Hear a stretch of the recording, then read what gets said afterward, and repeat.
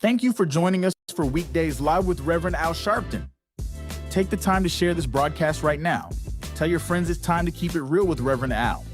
Comment your questions now in the chat or call Reverend Al Sharpton directly on air at 877-532-5797. Now stay tuned for Reverend Al.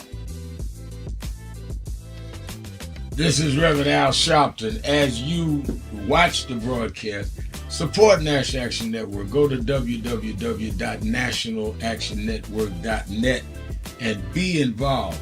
You can join, take your membership right online, www.nationalactionnetwork.net.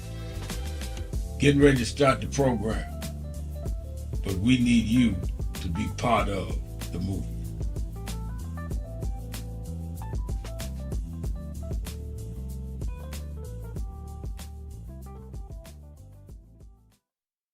Thank you for joining us. Hi, this is Reverend Al Sharpton for the month of February, Black History Month.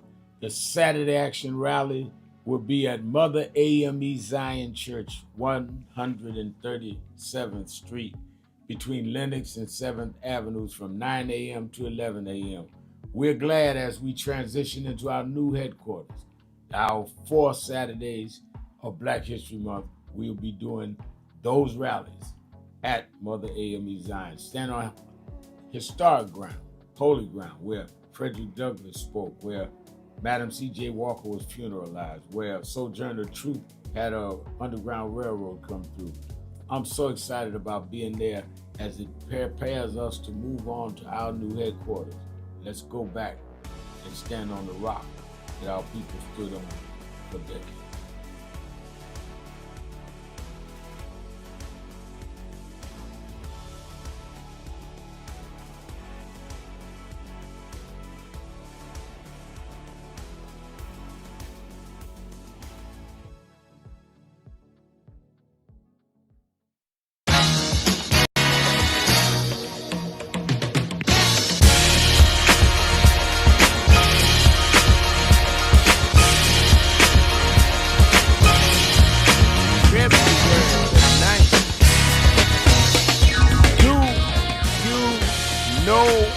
What time it is?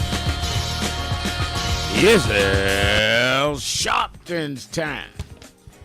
And for the next 3 hours, it's time to put aside all pretenses, deception, denial, or fronting. The time has come to keep it real on Keeping It Real with Reverend Al Sharpton. Very good afternoon to you all across the country. And good morning to our West Coast listeners. And welcome to those listening on Sirius XM. Channel 126, The Urban View, where talk empowers and becomes action. I'm coming to you live from our National Action Network corporate headquarters in New York, and it is Hot Button Monday. Hot Button Monday is where we open up the phones all 3 hours and let you talk about whatever is on your mind, whatever's in your heart. And know the nation is listening to you. People all over the nation and even parts of the world. I get calls and text messages from all over Africa and Germany.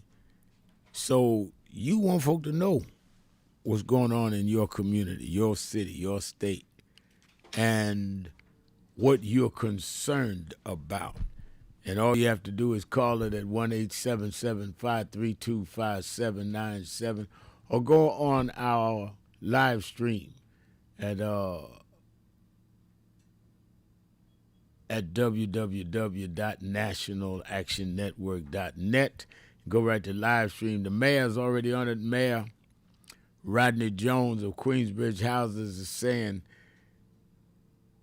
"Good afternoon, my shepherd. It's Hot Button Monday." I see you, Rodney. James Thomason saying, good afternoon, Reverend Sharpton and Nan Chat Room, and happy Hot Button Monday. And once again, Trump is losing his mind, and it's time for the Dems to grow a spine and stop trying to be nice with the racist party. And, you know, I heard a lot of that this weekend, that for the first time, even some Republicans came out and denounced him with that racist video that was posted on Truth Social, his site. Let me say that again, his site, depicting former President Barack Obama and former First Lady Michelle Obama as apes. And then Trump, true to form, said, well, I'm not apologizing for it. It was about voter manipulation. And I didn't look at the end of the video before I let them post it because I thought they did a good job on the first part of the video about them stealing the elections.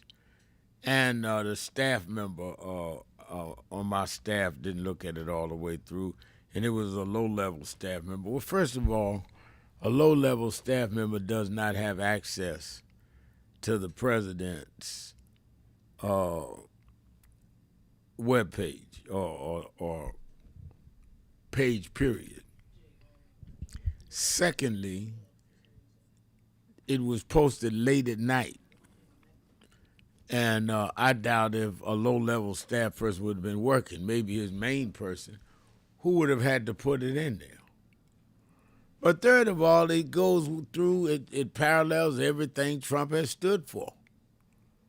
Let's not forget he ran for president the first time, saying Barack Obama wasn't one of us, that he was born in Kenya, not in Hawaii, a United States state, and that he shouldn't be qualified to run.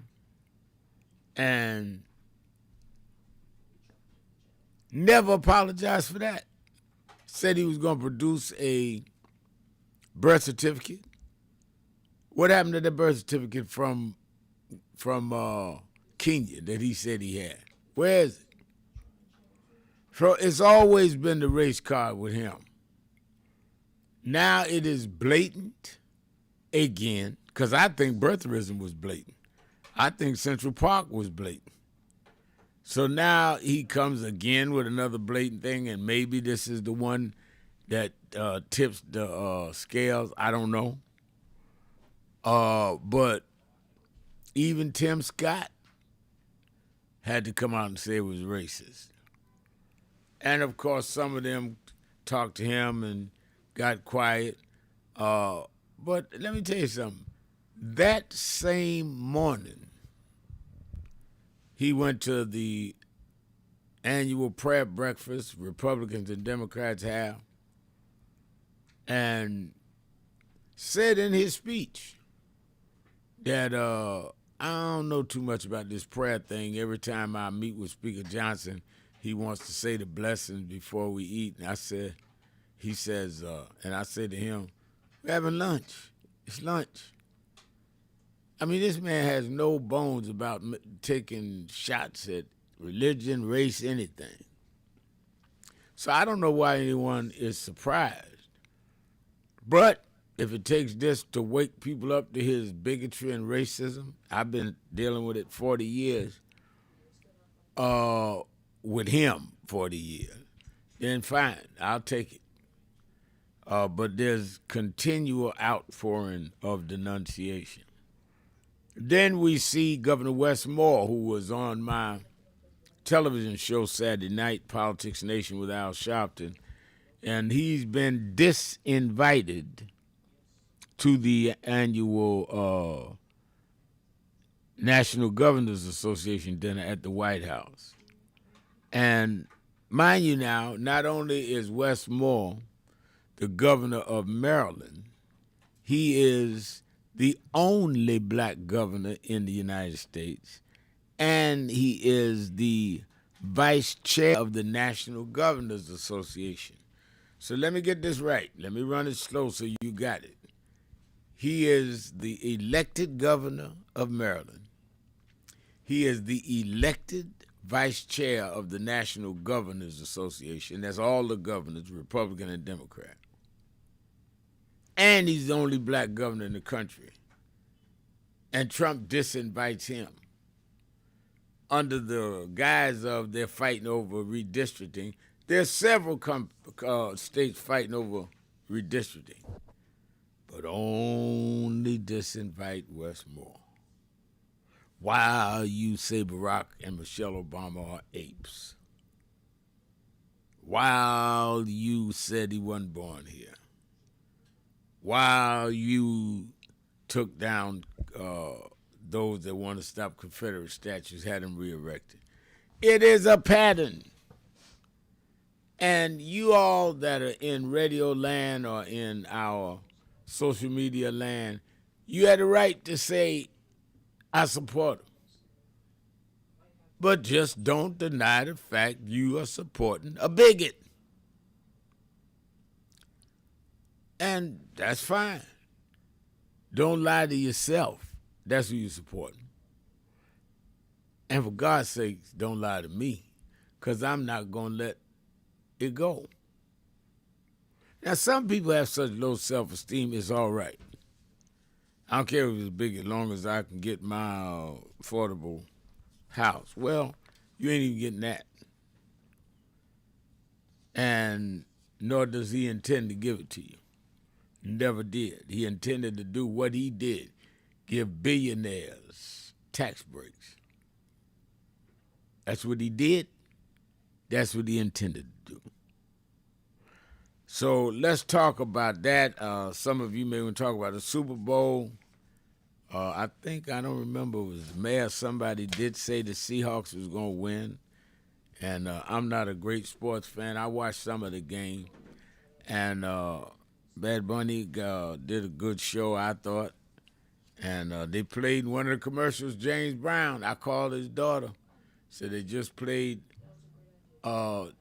your father on one of the commercials. Make sure y'all get paid, the estate. So some of y'all may want to talk about the game or many, many, many, many other issues that are happening in your neighborhood, in your community, in your state, or nationally that we need to talk about. Well, that's what Hot Button Monday is all about.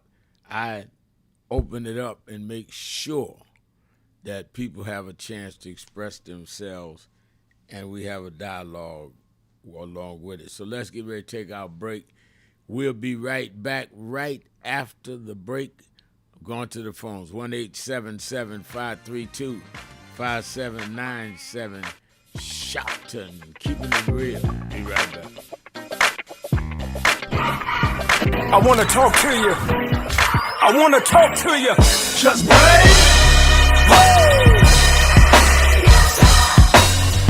I believe that. Good morning, everybody. I hope the coffee has kicked in by now. I want to start by thanking your leader, the Reverend Al Sharpton, and everyone at the National Action Network for 35 years of standing up for civil rights and opportunity for everyone. And I couldn't be more grateful for the way that you have blessed the lives of so many, including mine.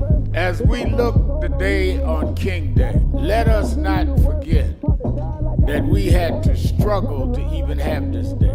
They did not wake up one morning and say, let's give a federal holiday to Martin Luther King. People petitioned. People marched. Let us remember now as we bring our children and grandchildren up the Potomac that they can see the Washington Monument, the Lincoln Memorial, the Jefferson Memorial, and one memorial that never served as president but changed this country more than any other American, Dr. Martin Luther King Jr. This was an amazing MLK breakfast. It is truly an honor And more importantly, this is an important day for us. I feel incredibly lucky and honored to be in this room on this day, celebrating Dr. King's legacy of civil rights, especially in the moment that we're facing on a national level. It feels like warmth and home being in this room. So I'm encouraged by today. I'm encouraged that we're getting out, we're protesting, but more needs to be done. We need to lean in. And let's keep fighting because the job is not done here. And I just feel so honored to get this award. It's not about getting an award, it's about doing the work. And let's keep up with the work.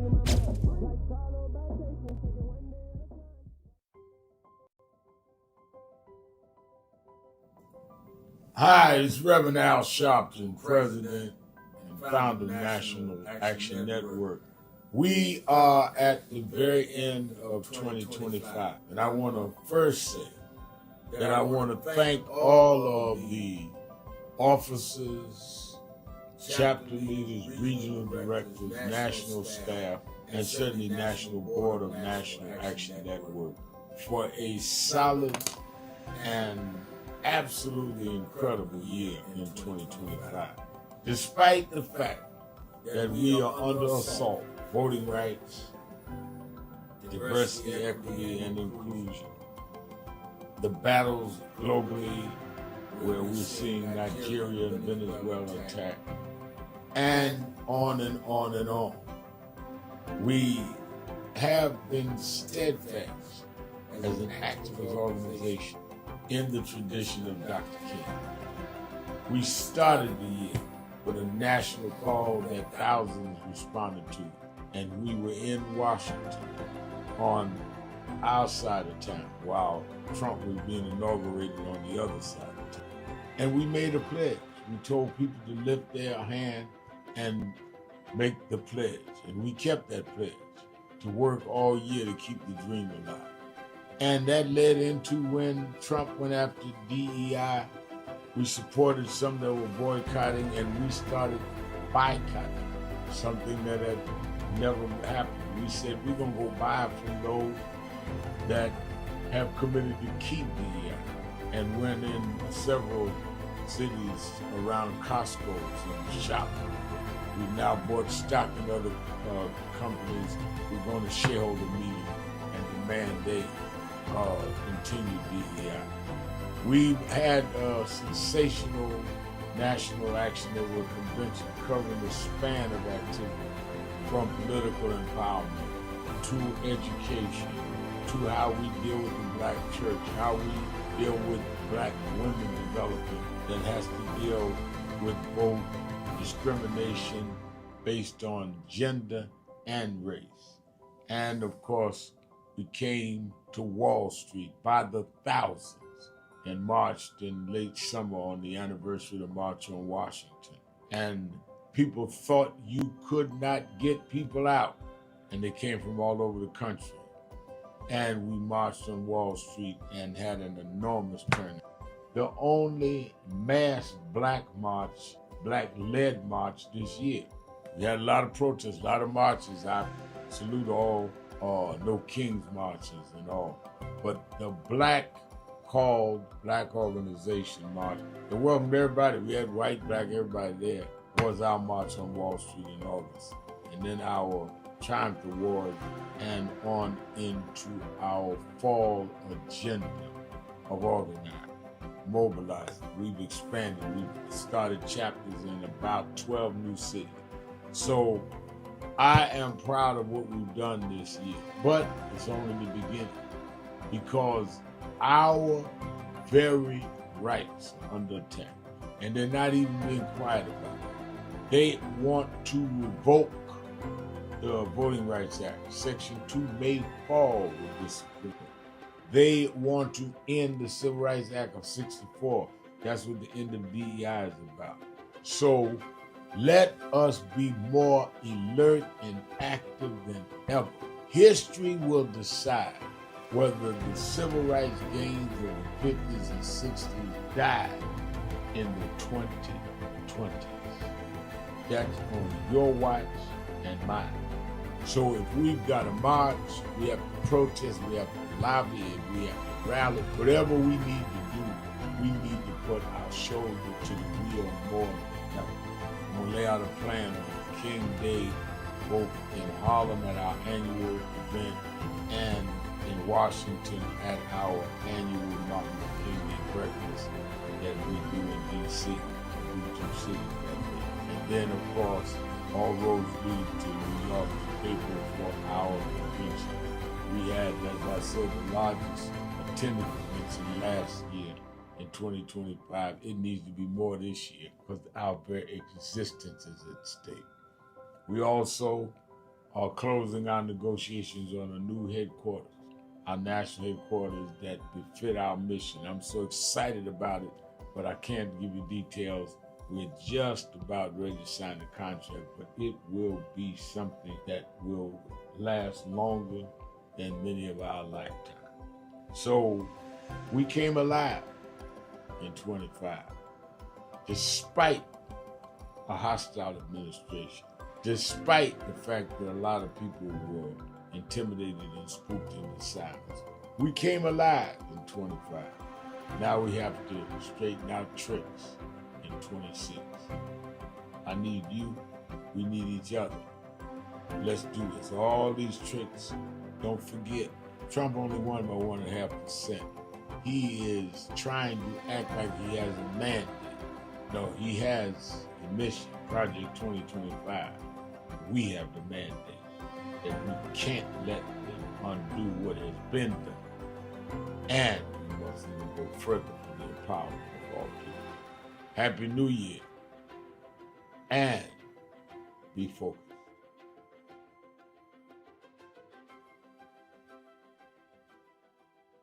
King, Dr. Richardson, most of all, let me thank Reverend Al Sharpton for bringing us all here together today in the Urban Action Network. I am proud to be a candidate for the presidency of the United States of America,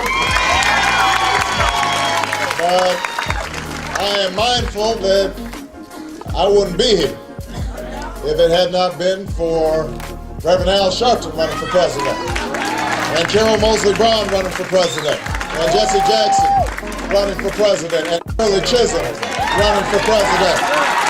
They paved the way, and I stand on their shoulders. When Coretta Scott King, the widow of Dr. Martin Luther King Jr., had this to say about Al Sharpton. A leader who has protested injustice with a passionate, unrelenting commitment to nonviolent action in the spirit and tradition of Martin Luther King Jr. And I am talking about your leader, our leader, the Reverend Al Sharpton. I celebrate the day you were born. You have been, over all of your years, such an extraordinary leader. You are a voice of truth, a voice of conscience, a voice of practicality around Keeping it real, and what we can do. I'm your host. Thank you, Reverend Al Sharpton, and we're back. It's Hot Button Monday. Whatever is on your mind, whatever's in your heart, there's so much going on. And then nothing going on. So much. I've mentioned the racist, let's put it that way, video that President Trump put up. I mentioned what is going on in terms of some of the Republicans finally turning on him. But don't get distracted. In the meantime, Shalane Maxwell was supposed to testify this morning before Comer's committee. She pled the fifth, wouldn't answer questions. They've subpoenaed former President Clinton and former Secretary of State Hillary Clinton. They're coming the 26th and the 27th. They said make it public. They don't want to do that. And they done figured out now that they're going to have a problem because once they establish the precedent of having former presidents in front of the Senate or the House, they can subpoena Trump when the Democrats get the majority. And they will, and they should. under oath. And let's compare their testimonies. I'm sure the Clintons are going to deny he did anything. He went there, but he didn't do anything because he said that in public. I assume that's what he's going to say. But let's say if Trump shows up and has to plead the fifth, or can he say what he did or didn't do? So you have all that, but don't forget, don't let them get away with now switching the script while we keep our attention on what's going to happen with Epstein. There's two folks that was killed, murdered, in my opinion, in Seattle. They had a huge memorial for both of them over the weekend. They are still trying to deal with deportation based on racial profiling. If you're black or brown, you're a suspect.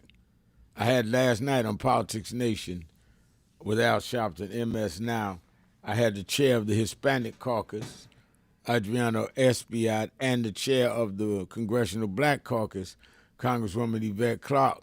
At the same time, the Supreme Court is looking to take out Section 2 while these states are trying to redistrict so they can cut those district lines so they can keep a Republican majority and minimize the black vote. That's why Trump is mad with Wes Moore's side. It don't take him to get mad to disinvite a only black governor. But Wes Moore is pressing the state legislature in Maryland to take the vote because he can win the vote in the legislature to stop this redistricting. Don't forget that. All that's pending. So you have the Epstein file, you have voting rights, you have the Affordable Care Act that if they go back into a partial shutdown will raise the premiums even more, and they have been already raised since January 1st. So I, as much as anybody, want to keep up with what they have on Trump with the whole Epstein thing. I'm not taking my eye off voting rights. I'm not taking my eye off the Affordable Care Act. I'm not taking my eye off of what he is doing globally. His attacks on only nations of color. Let's talk about all of that and whatever else you may have on your mind. 1-877-532-5797. 1-877-532-5797. Don't forget, I'm going to start early this week. Watch Politics Nation with Al Sharpton. I dish it straight. I'm going to deal with our issues. I had everybody on this weekend, from Governor Wes Moore to the Senator, U.S. Senator from Minnesota, who was very good. She came straight at what the situation was there and this bigotry with some of the ICE agents and Trump. And I had the supervisor from Atlanta, Fulton County, where the FBI came and raided them, still trying to prove Trump won something that he lost in 2020. On and on and on. I don't waste your time. Watch Politics Nation with Al Sharpton every Saturday and Sunday at 5 p.m. Eastern Time. Then you that in the New York, New Jersey, Connecticut area, meet us at the Saturday Action Rally for the Black History Month. We are at Mother AME Zion Church, 137th Street and Harlem, 137th between Lenox and 7th. And Reverend Malcolm Byrd, who is the COO, Chief Operating Officer here at NAN, pastors that historic church, huge church, beautiful museum downstairs. What happened in that church? Frederick Douglass spoke in that church, a historic church. Paul Robeson was a member of the church. His brother was a pastor of the church. Queen visited that church. Sojourner Truth had underground go through that church. We're there every Saturday this month, 9 a.m. to 11 a.m. at the House of Justice. And past Saturday was the first time we there. moved out of the old House of Justice, getting ready to move into the new one. Sometime in March, we're going to be at Mother Amy Zion. One, I wanted to be on a historic site for Black History Month, and Adrian Adams, first black woman to be nominated by a state party and Democratic Party for lieutenant governor. She was there, spoke. She's a longtime member of NAN. You never know what you're going to see at National Action Network rally. And I must give due credit to some of those, certainly the mayor, who's a big part of our chat room on every day, Evangelist Ramsey, who's a part of our chat room, all of them. We had a couple hundred people at the rally Saturday, and wind chill was like 7 below zero. I told them that I don't know if I'd have come out to hear me speak Saturday if I didn't have to speak. It was that cold. And church is big, but had a great, respectful crowd. And I appreciate people who came out in the cold and still kicked off Black History Month there. And we there every Saturday in February. You can watch it live on Impact Television, or you can go to YouTube/NAN, and watch it nationally, or globally, really. Or you can go to nationalactionnetwork.net. And the convention, National Action Network Convention, is less than 2 months away now. As of Friday, we were at about 3,600 people had registered.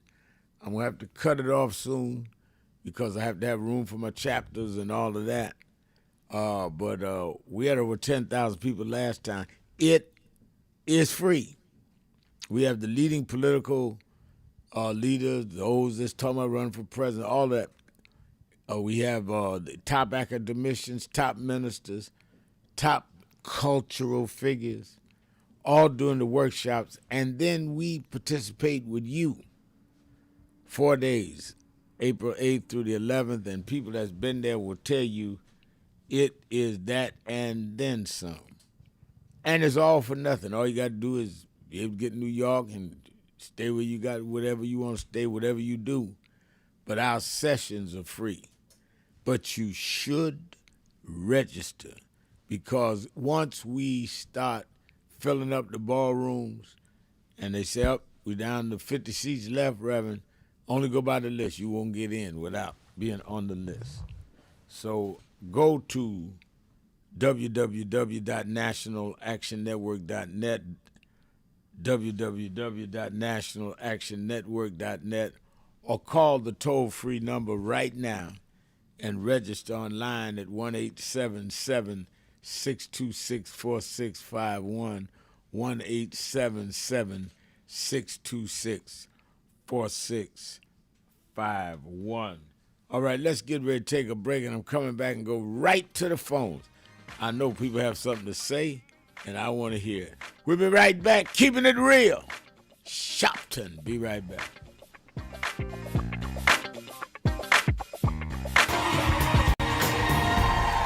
Welcome back, everybody. My next guest is a TV and radio personality. He's an activist and the author of a new book, The Rejected Stone, Al Sharpton and the Path to American Leadership. Please welcome my friend, Reverend Al Sharpton.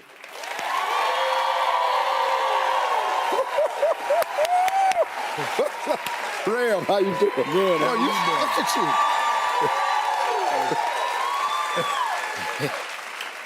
How you doing, man? I'm good. How are Boy, you? you getting sharper and sharper. No, I'm trying to be like you. Man, I'm trying to get my weight together, man. You look good. How much weight have you lost? All told, about 120 pounds. That's been great, man.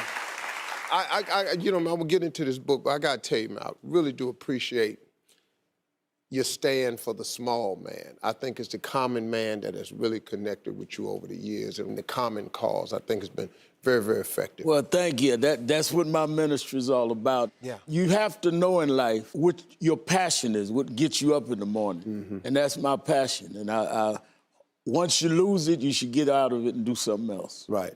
Now, it's been 10 years since your last book. Why is this one really important to you at this point? You know, people stop me all over wherever I'm traveling and say to me, you've changed so much. You've gone radio now, TV every day. Your National Action Network has gotten formidable. You go to the White House, and you lost a lot of weight. How did you transform yourself? I want to go to the next level in my life. And I thought about it. I said, rather than just talk politics, I want to write a book about how anybody, any race, any religion, can transform themselves and go to the next step in life and not be afraid to do it, because you can do it. Right. And I'm a billboard of that. Right, exactly. Just like me, Reverend Al Sharpton has some principles that he lives by, characteristics of being a leader. So what's the first principle that you say makes a person a leader? You have to first decide where you're going. You know, most people never arrive because they don't have a destination. If you go to the airport, first thing you have to decide is where you're going.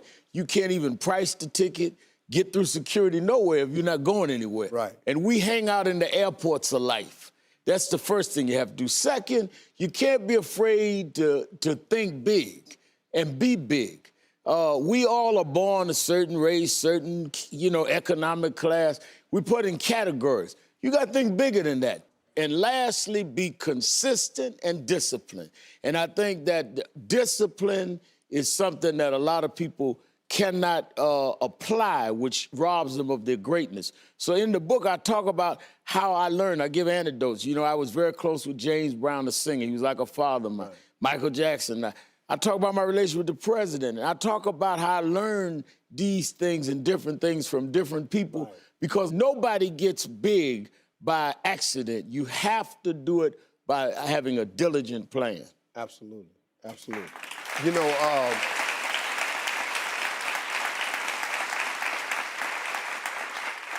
it's that thinking big part that stops a lot of people, because they see themselves in their environment only. You know, my mother, when I was small, used to bring home travel magazines. Mm-hmm. And my father didn't understand, why you buying all these travel magazines? We ain't got no money to go to these places. She said, it's for Steve now, the kids, because I want them to see other places, because one day they will be able to go. And I saw Aruba. I was snorkeling in the Barrier Reef at 9. No money to get there, but it was them making me see it. You know, the rejected stone comes from the Bible. The rejected stone to be the cornerstone. We've all been rejects, whether in our homes, whether in our jobs, whether in our life. And what I've learned is you can be the biggest reject in the world. Media used to demonize me. But if you learn to embrace and accept yourself, then soon the world will have to join your embrace. So I found I couldn't be somebody else. So I fell in love with Al Sharpton. I've been the president, chairman of the board, secretary, and only member of the Al Sharpton fan club. But we made it. Well, I'll tell you what, you got another fan in me, my friend, because you have taught me so many things, and you have come to my aid in some really dark moments. I thank you for your friendship. Thank you. And listen to me, folks. For more about his principles on leadership, all you got to do is pick up his new book. It's called The Rejected Stone. I think there's some information in there for anybody that's trying to make it, okay? Make sure you pick up a copy. We'll be right back. Reverend Al Sharpton, everybody.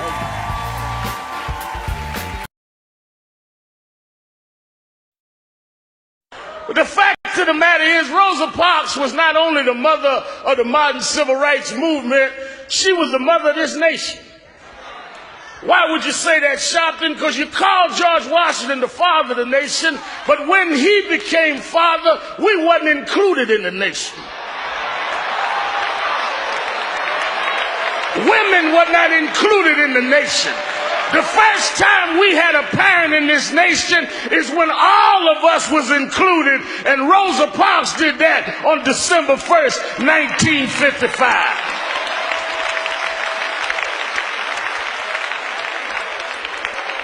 I heard somebody say Jim Crow is who she fought, and Jim Crow is still around. But Jim Crow is old. That's not who I'm mindful of today. The problem is Jim Crow has sons.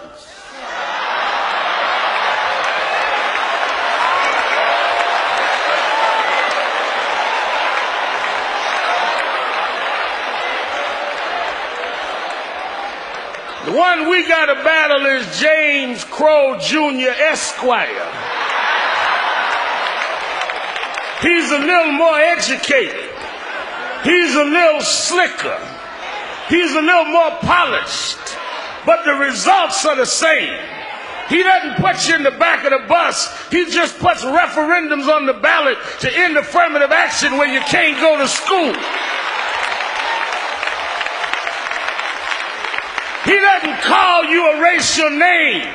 He just marginalizes your existence. He doesn't tell you that he's set against you. He sets up institutional racism, where you have a nation respond looking for weapons in Iraq that are not there, but can't see a hurricane in Louisiana that is there.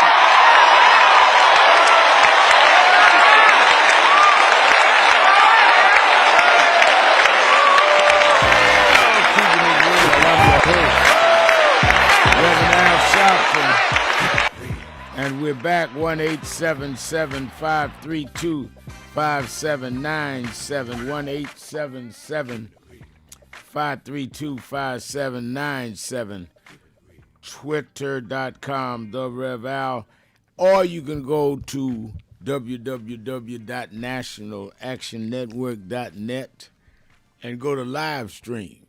And you can watch us live stream and put a message in the message board.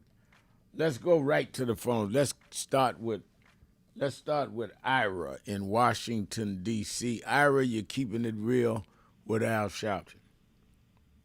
Hey, good evening, Brother Sharpton. For taking my call, I got to keep it 100 and give a disclaimer to these Republicans. I know you listen to Al Sharpton show every day, and don't say you don't, so I'm telling it. What I got to talk about today, Reverend Sharpton, is a thing that's just unbelievable. I read an article where they said that the president, or the accident, whatever we want to call him, did not show up at the Super Bowl because they told him if he did, he would be booed. That's why he didn't go. He said it's too far. Now, is Venezuela too far? Is Russia, India, Africa, Asia too far? It's not as far as what the football game was, so that's a blatant lie. So that's another lie they got to do, and they need to call these Democrats should call these Republicans out every time they tell a lie. Get on that public airways if they can, or find somebody that'll fund that and tell it like it is and tell them to prove that, because they're going and telling these lies to their base, and people, if you don't rebut against them, they're going to believe it. And that's what they do. And that's their whole thing. They've got to work on lies.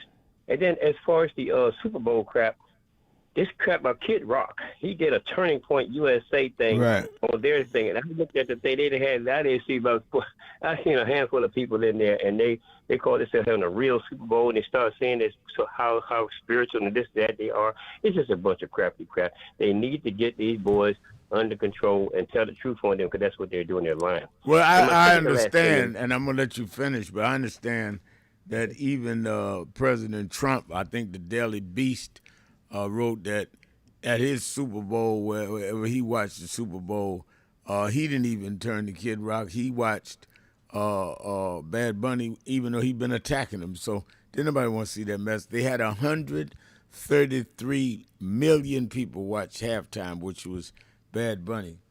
And I like the fact, and I'm not a great football fan, but I watched the Super Bowl. I like the fact he gave pride to his heritage, Puerto Rico. I spent time in Puerto Rico. Many of you know I went to jail fighting for people in Puerto Rico, so I know a lot about their culture. A lot of our friends here in New York are Puerto Rican, members of the network. And I think he stood up for what was right. And I think that the country rallied behind him and gave huge numbers watching this show last night, despite the condemnation of hypocritical Trump, who was watching too. Okay, and that's true, sir. And what I got also, two more quick things. It's breaking the U.S. dollar. I read this on a site where it's made by this gentleman called Kevin_Ara_Luke. And Marjorie Taylor Greene was the host on this, and she was telling it. So if anybody gets a chance to check that article out, Marjorie Taylor Greene, she is no joke. She knows some things. She's slowly but surely spilling the beans on this person. And that's what I like about that. They all get to come out now, they're just like they did Mr. Puppy. They was his friends when it was with him, but when they start losing traction with him, all them cage birds come out and start singing. And my last thing, brother, I saw an article with Attorney Crump on one of his pages, but how they tried to stop these. Well, they did stop most of the Black History Month programs from being even acknowledged on that campus. And that was something I saw. I said, I don't believe this. They're just going to try to stop it completely. Yeah, that's true. I talked to Ben about that. All right, thank you for your call. Let me go to Connecticut, to Cliff. Cliff, you're keeping it real with Al Sharpton. Hey, Reverend Sharpton, thank you so much for taking my call. I really appreciate it. Listen, I'm just going to share my personal view, okay, as far as the Super Bowl. Now, in reference to the halftime show, Rev, I don't talk Spanish, so I really couldn't understand what was being said. But to me, what had the most impact was the sister that sung "Lift Every Voice and Sing."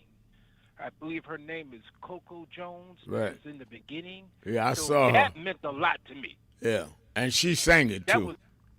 She sure did. I'm just saying, Rev, in terms of something that was touching and meaningful, that was it right there. But also, let me say this, Rev, and I'm just being honest with you, okay? You put me in check before, okay? To see, we know how Trump is. You said you know him as a black pastor. You know you lived up in New York. I'm right in Connecticut. I knew and followed the whole 9 yards. His father, his mama, his mammy, the whole 9 yards. But, Rev, to see black preachers make excuses in terms of this video that was released, this meme, that was, you know, and can I name some names? Yes, sir. And let me tell you something. I don't disagree with you. I'll tell you that in advance. It's a disgrace, but go ahead. You know, it is. Okay, so now you have Reverend Jamal Bryant, right? I give him credit. You know, this brother, man, he boy tested Target, and we know what he did, so I'm behind the brother. You know, but to have this Bishop Wood to attack him on Facebook and talk about the pulpit, talk about a dress. Now, Rev, I'm almost done. Now, I looked and scrolled his whole Facebook page. He hasn't said a darn thing about the Epstein files. He hasn't said a darn thing, man, about this video. So these are black preachers now, and I'm seeing a rift and a separation and a fight amongst the black clergy over this dude Trump. I've never seen nothing like that in my life. So keep up the good work, Rev. All right, thank you for your call. Let me say that I think all ministers, pastors, imams, rabbis ought to stand up for what's right, or they ought to sit down and say, I'm not representing God, I'm representing my politics. And I may agree with you on some things, but don't take a stand on some things and not others. It is a disgrace what this president did around former President Obama. Let's go to Rick in Germany. Rick? Is Rick there? Can you hear me now, brother? I do hear you now, yes. Let me just say, I don't waste my time with the Super Bowl when the American food system is tainted, toxic, and poisonous to most people there in America. If you have time for the Super Bowl, you're probably eating food that is going to cripple you and kill you before the age of 60. I'm done, brother man. All right, thank you for your call, as always. Do we have time for one more before the break? Let's do one more. All right, let's go to Ray in Cincinnati, Ohio. Ray? Yes, sir. Thanks for taking my call, Rev. You hear me okay? I do hear you, yes. Yeah, and I want everybody to hear me out there. Rev, a couple things. I saw you on the Nicole Wallace show Friday. You said not everyone who voted for Trump is a racist, but all the racists voted for Trump, right? Didn't you say that? I said that, yes. Yeah, and I'll take it a little further, Rev. The ones who voted for Trump that's not racist, they know he's a racist, and they still voted for him anyway. I agree with that, yeah. So that's my little take on that. Here's what I got to say, Ref. There was a guy also while you were on Nicole Wallace. She brought up a guy that said he voted for Trump 3 times, and he was embarrassed and disgusted by it. Yeah. You remember that clip, right? Yeah, she played the clip. Yes. Yeah, and so I'll say to that guy, he voted for Trump 3 times, but he voted for him knowing what Trump said at that Access Hollywood videotape. Right. He knew he voted for Trump when Trump was convicted on sexual assault by E. Jean Carroll. Right. Remember Charlottesville? He still voted for Trump when Trump said there's good people on both sides, and he voted for Trump when Trump was convicted on 34 counts. So at what point do you say enough is enough? And I'm glad he came out when Trump had that post about the Obamas. But I'll say to that guy, what took you so long? Everything I just mentioned, you still voted for Trump. Now, when it comes to didn't have a problem with it. You're right. Didn't have a problem with it.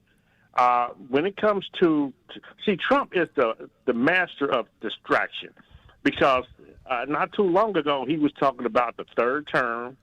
Then he went from the 3rd term to Greenland. Then he went from Greenland to nationalizing the elections. Now the Obamas. See, he wants everything. He wants people to talk about everything but the Epstein files. Right. So I'm glad you guys are still on it. I know Nicole Wallace, she's still on it. I was on Morning Joe this morning for 2 hours, and we dealt with it. I did 2 hours this morning. I heard it. And when it comes to Bad Bunny, the people, the racists that say they didn't watch it, they have to watch it to talk about it. So when people say I didn't, all the ones that's talking about it said that, they didn't understand what he was saying and it was bad. Every last one of them watched it, and it was surprising to see all those Latinos in his performance, and that probably pissed Trump off more to see all those Latinos on at halftime on that stage. It pissed Trump off. He couldn't go to the game and say I'm going to support Bad Bunny while he's trying to evict Latinos. No, he couldn't do that. He knew better. And look how they treated the vice president over at the Olympics. Booed him almost out the stadium. The people are not as silly and stupid as they think. Thank you for your call, Ray. Let's take a break. I'm coming back more Hot Button Monday right after the break. Sharpton, keeping it real. We'll be right back. It is really a intersection of both emotions, because when I was 11 or 12 years old, so I watched the news a lot, and I became enthralled with the image of Adam Clayton Powell. I was around 11, and I convinced my mother to let me come up to this church to see Adam Clayton Powell. And in those days, people in Brooklyn used to say it's dangerous to go to Harlem. And folk in Harlem used to say it's dangerous to go to Brooklyn. Now, to 135th Street, and I came, sat right back there, and Adam Clayton Powell walked down this platform. And I remember after the church, in those days, Johnson, the pastor's study was right inside with the plexiglass. And I knocked on the door and I told the secretary I wanted to meet Reverend Powell. She looked down this little 11-year-old boy. She said, really? She said, who did I say? I said, Reverend Al Sharpton. That call means dignity. Means we're gonna walk side by side with you, or through you. We're gonna be with dignity and integrity. We don't want any more than you have, and we're not gonna accept any less than you have. That's my thought.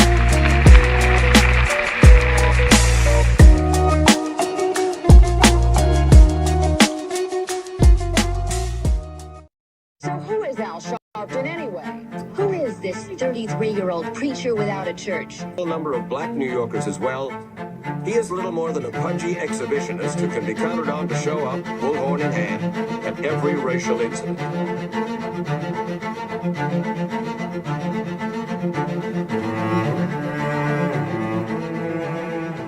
I often quote Mark Twain saying, "The two most important moments in life is the moment you are born and the moment you find out why you were born."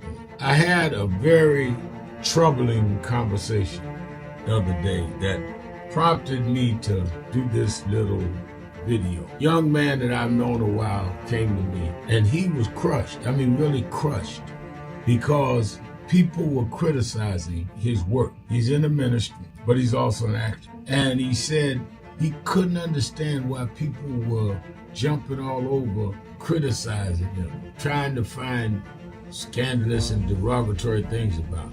And I told him, I said, you know, you're very young. You don't know the road I've traveled. They call me everything but a child of God. A blabbermouth, a loudmouth, too flamboyant, an agitator, a racist, I had to learn. Yeah, right. I was not defined by how others saw me.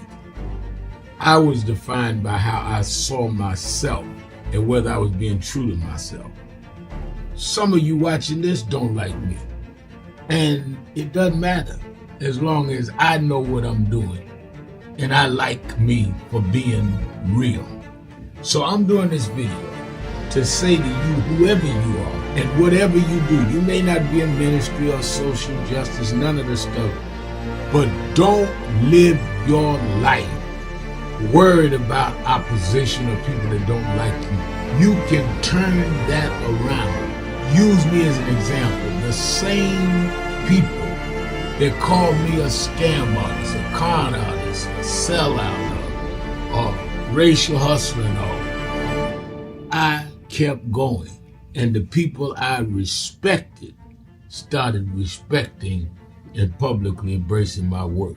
When Coretta Scott King, the widow of Dr. Martin Luther King Jr., had this to say about Al Sharpton.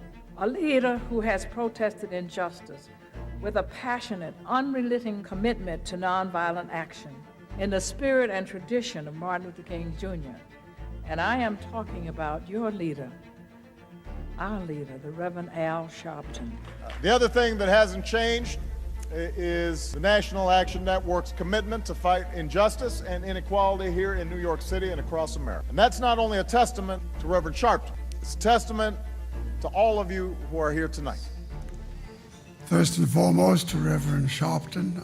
I saw him when he first came on the scene, and I have marveled at his tenacity, at the development of his intellect, and his devotion to our movement, and much he has contributed to the world we are experiencing. I am honored, and I must say that when I had my debate with Dr. King on the issue of the church and religion, he didn't warn me that after his departure, his space would be filled by another preacher, and that preacher would be Al Sharpton. All you want in life is people that matter to you to say you did all right. And more important, that you can look in the mirror and say you did all right. Thank you, Rev. Thanks for that introduction. Look, we've known each other for a long time. I'm grateful not only for your leadership and partnership, but quite frankly, more importantly, for your friendship. And thanks to all of you, members of our nation's most important civil rights organization. You have been, over all of your years, such an extraordinary leader. You are a voice of truth, a voice of conscience, a voice of practicality around what we must address and what we can do. And I thank you so much for your friendship. I remember that most of the youth around Al's age, he was about 12, wanted to be like Connie Hawkins, a great basketball player, legend, or Earl the Pearl, or Clyde Frazier. Al wanted to be like Adam Powell, a powerful preacher with a social justice gospel. He was very close to, at that time, the Reverend William Augustus Jones, powerful preacher and social justice advocate, and Reverend Gardner Taylor, who stayed right down the street, and Bishop Washington, whose church he came from, and Reverend Sandy Ray. He wanted to be like these giant preachers. He wanted them to have the edge, however, of the King's social justice dimension. He wanted to be like them, now he's one of them. perhaps taller than most of them because of the risks he has taken and the reward God has given him with his gift. I remember so well that I first escorted him to jail. He was around 13 years old with the jail fighting the ANP. He was in the lineage of our struggle. He grew up in it. We didn't just see him on TV one night. He didn't happen. He came bottom up, not top down.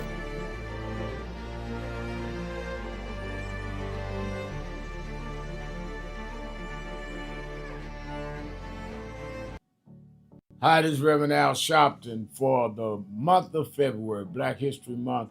The Saturday Action Rally will be at Mother AME Zion Church, 137th Street, between Lenox and 7th Avenues from 9 a.m. to 11 a.m. We're glad as we transition into our new headquarters. Our 4 Saturdays of Black History Month, we'll be doing those rallies at Mother AME Zion. Stand on historic ground, holy ground, where Frederick Douglass spoke, where Madam C.J. Walker was funeralized, where Sojourner Truth had a Underground Railroad come through. I'm so excited about being there as it prepares us to move on to our new headquarters. Let's go back and stand on the rock that our people stood on for decades.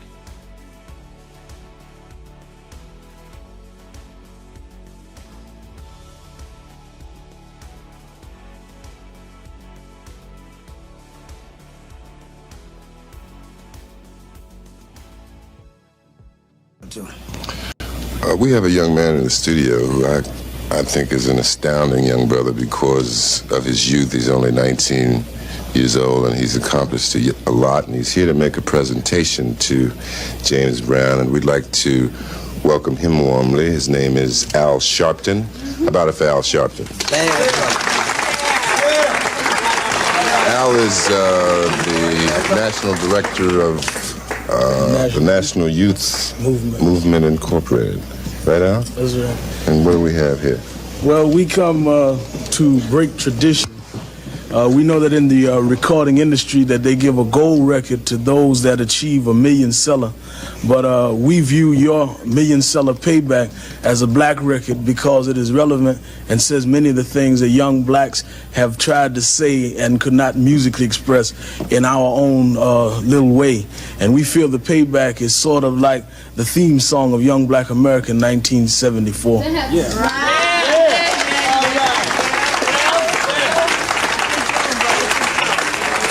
Now, before you go into the title tune of your latest album, you have a special guest.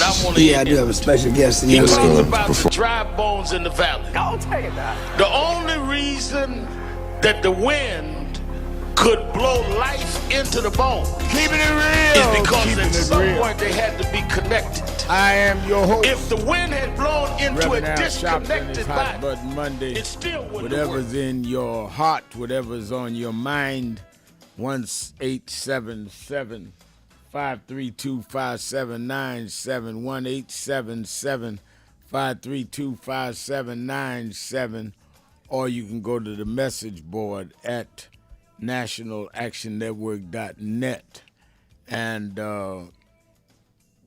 somebody had signed in for the convention and said, can I sign in for me and 4 others? Yes, just put their names in. You can sign in for your family and put their names in. We looking for, I love when families come together. You need to bring young folks, your kids, your cousins, your nephews, your nieces, your grandchildren to something like that. My mother, when I grew up in the Pentecostal church, my mother wasn't political, but when she saw I had a keen interest for it, brought me to Bishop Washington, our pastor, and he said, no, it's all right, put me with Reverend William Jones and Jesse Jackson. I was 12.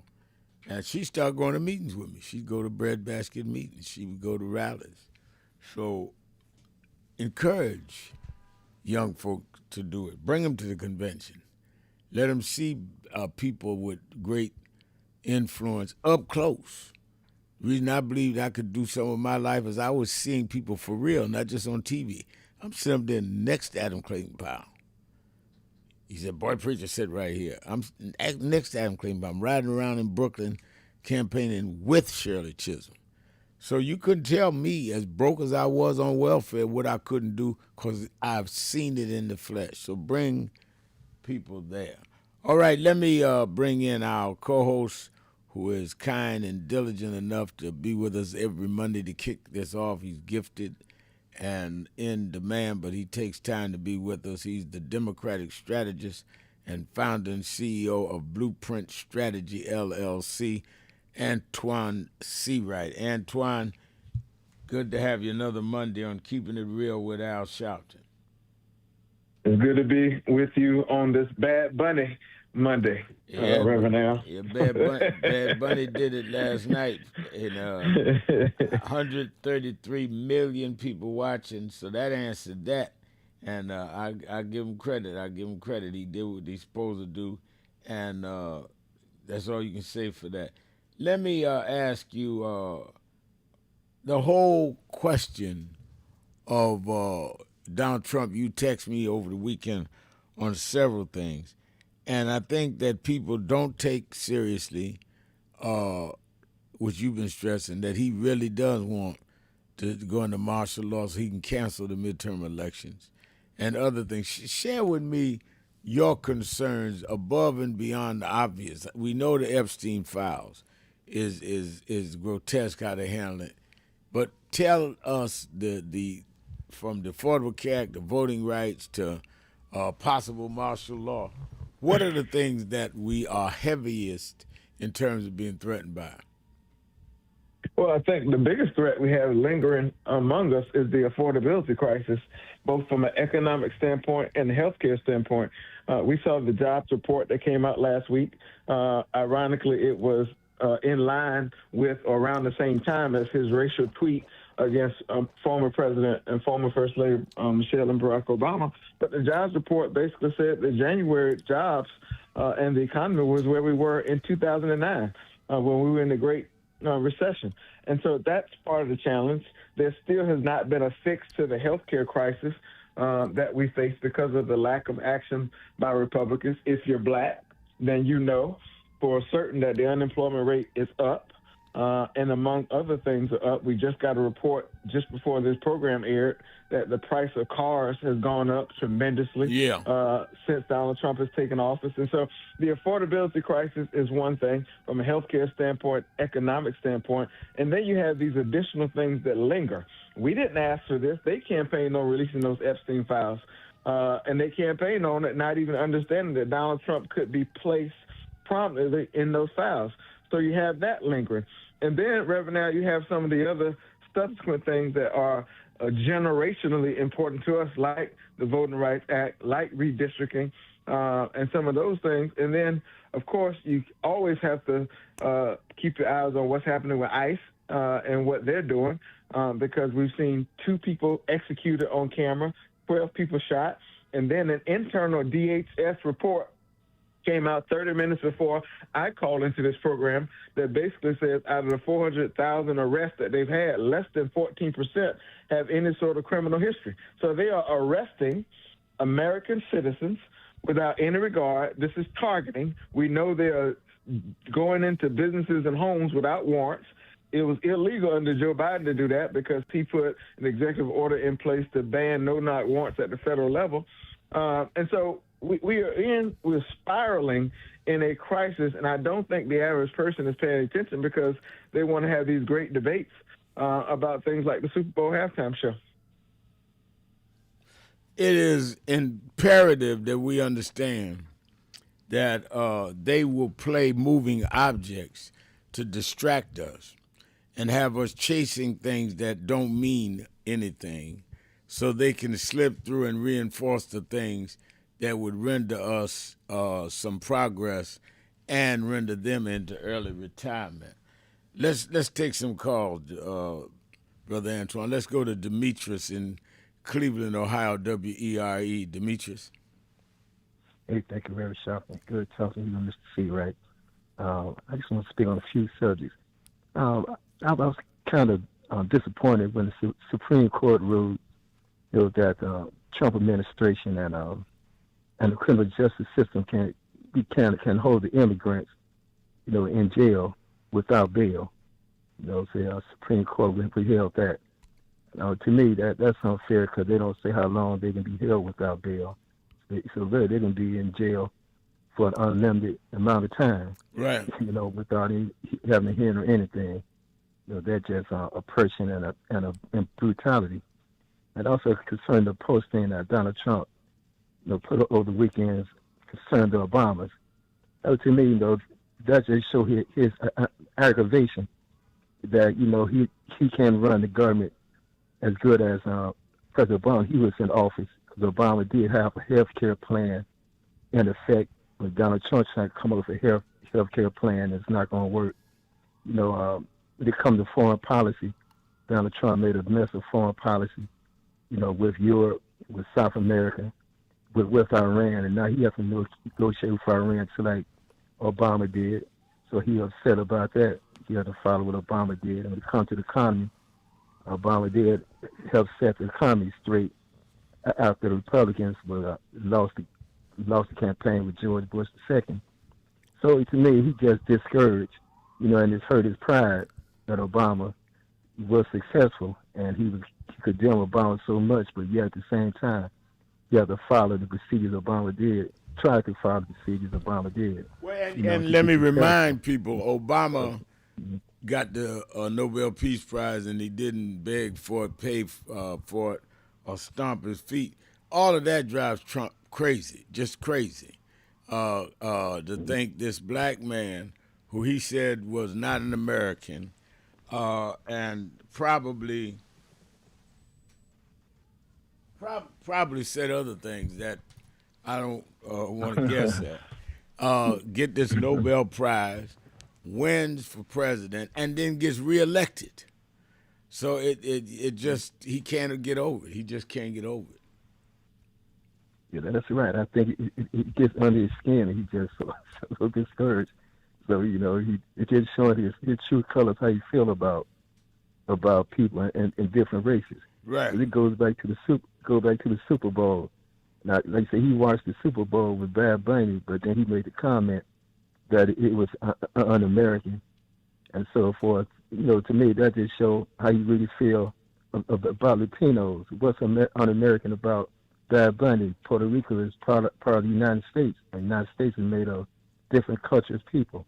And when people say they couldn't understand, the language, you have Italians, singing opera. You have different people around the world performing here. They don't perform in English. You have people come out to see them and have no complaints, against them, their language or their music. So it's just a racial accusation and just hatred. And to me, that just shows anyone who's that overly racial with the posting of the Obamas and what he said about the Super Bowl.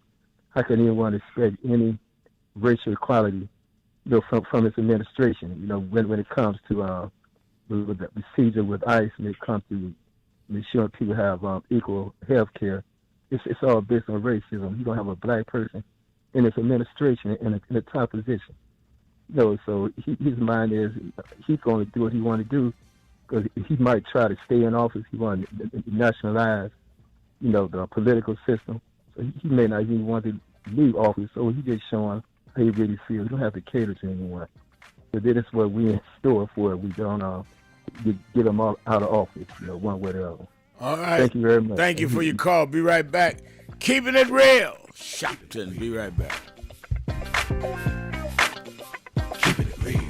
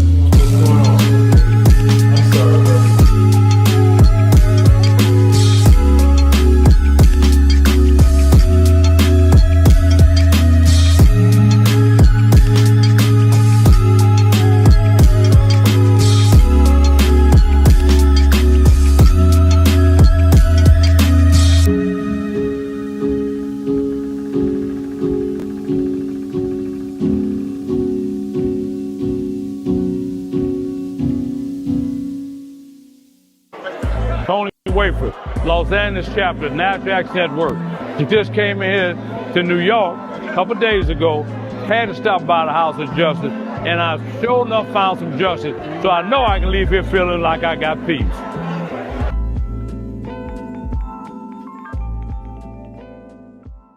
Many people cannot focus because they have not really come to terms with their calling and life purpose. In order to focus, you must also be clear on what you're focusing on. So if you're not clear on your purpose, if you're not clear on your life's calling, then focus on seeking that. Because if you just read the ways and roads you traveled that you didn't even choose, that were sort of just laid out for you by God, in that it's telling you, speaking to you about what your purpose is and what you were born to do and be. I learned the things that I didn't plan had to be planned by God, and God's plan was directed toward God's purpose in my life. And I focus on that. Not focus on what others do, not focus on how well they're doing or bad they're doing, but focus on whether I'm in line and aligned with what I'm supposed to be about. And in order to move straight ahead, you have to be focused on the path you're running on. Some of you forget where you come from and forget how you got there, and act like you got there because you were qualified or that you had a good resume. But some of us had to pay a price for your resume to even be read. Some of us had to take nights in jails and licks upside the head or shut out of boardrooms like Byron so you could walk down red carpets and act like you got there by yourself. So I received this award with a special place in my heart and on my shelf because I'm getting it from a freedom fighter who never forgot where he came from and how he got there.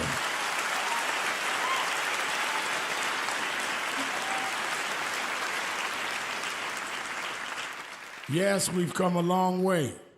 We've had now a black president and now a black vice president, but we still can get shot down and have to march to get a case in court. We still can get shut out of boardrooms. We're still doubly unemployed in a good economy. So we're gonna have to keep marching. And I thank not only my family, a mother that raised me by herself, but I thank that lady at the end of the march that knows she won't be on TV that night and knows her name will never be in the paper, but she believed in me enough to get at the end of the line and make me look good. Because Dr. King used to say, if you call a march and no one shows up, you just going for a walk. And I want to thank those that marched with me. 32 years ago, here in Los Angeles, we marched. And then many years later, with George Floyd and others, we're still marching. And I'm gonna keep marching, I'm gonna keep agitating, and I'm gonna keep going.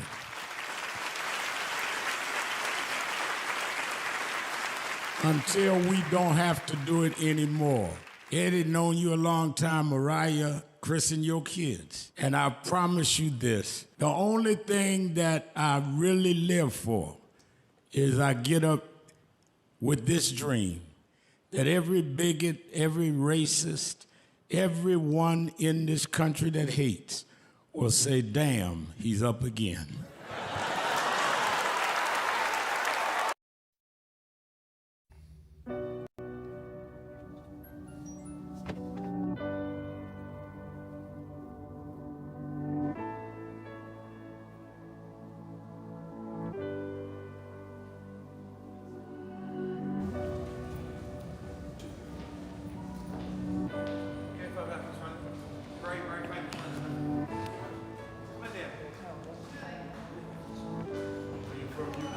London, yeah. We've got many problems there. We need you over our side. Yeah, you're invited anytime, please. Whenever you want to come. There we go.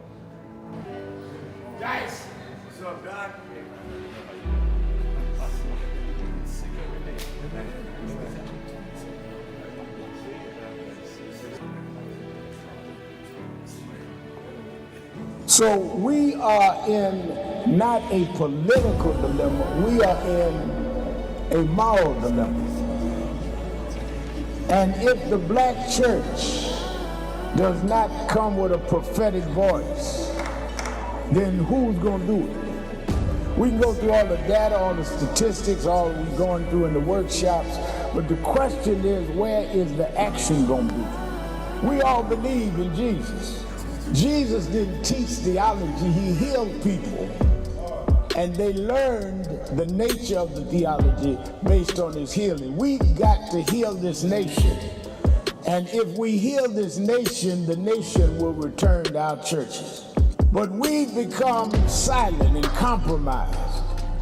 And we try to blame it on, I'm not in this. You are in this. You live it, your members live it. Keeping it real. Unemployment now is higher now than it's been. I'm your host, Yeah. Reverend Al Sharpton, Antoine C. Wright is our co-host. Let's go back to the phones, Antoine. Let's go to Tim in Brooklyn, New York. Tim. How you doing, Rev? I'm doing good. How you doing? I'm good. And Mr. Anton, how you doing? I'm doing well. Thank you for asking me. Yes. Listen, Rev, I want to know, okay, Trump, I got two questions for you.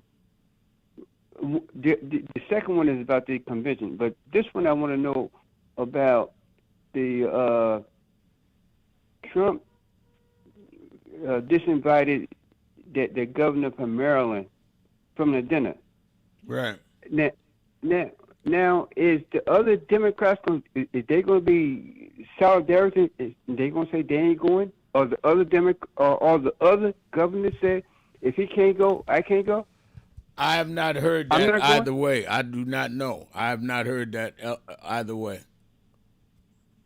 Rev, he got on. The governor from Maryland got on and said he was disinvited.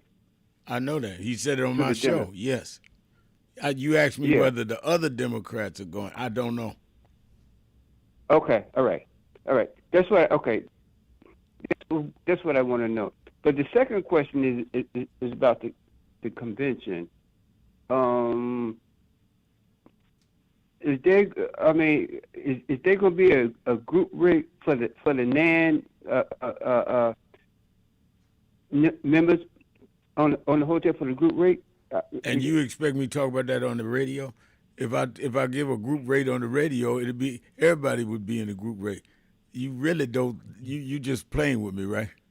The way you do that is if you are a member, you call your chapter and find out what rate they worked out. Different chapters have worked out different things. We got people coming from about last year. We had about 38 states. Rev, I didn't mean that, Rev. I apologize. I didn't know how that logistic worked. And the group rates in terms of hotels and all vary from different states because different people would stay at different hotels. A lot of them stay right there at the Sheraton, so you have to deal with that with your chapter. But thank you for your call, and I'll look for you at the convention. Let me go to Reverend, is that Reverend Queasy? Reverend Queese. Huh? Reverend Queese. Queese. Reverend Queese in Queens, New York. Yes, that's me, Mr. Sharpton. My point is, I'm a Democrat voter for so many years, and now that I'm changing my mind to becoming a voter for the Democrat Party. Wait a minute. You said you've been a Democratic voter. Now you're going to be a member of the Democratic Party. Okay, go ahead. I'm a Democratic voter, but I'm thinking about leaving as Democrat for many reasons. Because I don't ever hear you speak the real stuff about the Democrat history. That they was the Ku Klux Klans. They was voted everything against the black people, like the 13, 14. So let me get this right. You voted Democrat. You voted Democrat. Yeah. Now you're gonna lead a party because they were in the Ku Klux Klan, and you didn't see anything they did. Then why were you voting for them? because I was uneducated in that field. And let me educate you. I not only challenged them on the KKK, I have ran against them because I disagreed while you were voting for them. So you got your folks mixed up. We've done nothing but pressure on the Democratic Party. When I started National Youth Movement as a kid, we were marching on Democratic Mayor Ed Koch. And when we fought the cases in Howard Beach and Bensonhurst, we marching on Democratic Mario Cuomo. So you're right. You didn't have your history. I forgive you. Let's go to Rufus in Savannah, Georgia. Rufus, you're keeping it real with Al Sharpton. I mean, do your history before you call me. That's why I call it keeping it real. Go ahead, Rufus. Good evening. Good evening, everybody. Yes, I just wanted to speak about the video that Donald Trump put out about Mr. Obama and his wife. That in my opinion, Mr. Obama wasn't the target of that video. I mean, you can figure out who the target was. Why don't you figure it out for us? Who do you think the target was? Black people. You wouldn't okay. about one Obama. Okay. Yeah, that was just he just used Obama's face image in the persona of Obama to deliver it, but the message wasn't to Obama primarily. The message was, what he thought, what his thoughts was about black people, period. As for his popularity and things, and people are saying that, this is that is going on, and people are not really perceptive to him, and things are not looking good for them, and that's exactly what's happening. But now is the most dangerous part, because I'm a man of the scripture now, and this now is the most dangerous part, because according to Daniel 11:21, this vile man will never be given the honor of the kingdom. That's what the scripture says. He will never be. So he was never going to be given the full honor of the kingdom. This is where his ego and his self-centeredness is rising up in him, which makes him do real unsavory things. And now he's going to be more dangerous, because as his popularity and that agenda falls down, as it goes lower and lower, then the other brother there with you had already mentioned, they already executed 2 people on live TV. They already did that. Yep. They didn't execute 2 people on live TV for nothing. You know what I'm saying? The scriptures say he's gonna murder a whole lot more. Because what's going to happen now is when the agenda, when the witchcraft is wearing off now, that sorcery is wearing off the people. That strong delusion is wearing off of them. So, and now when they start coming to themselves and demanding the change, this man is not going down. He ain't going down peacefully. This thing gonna be this thing. I'm just saying. I'm not telling nobody to do nothing.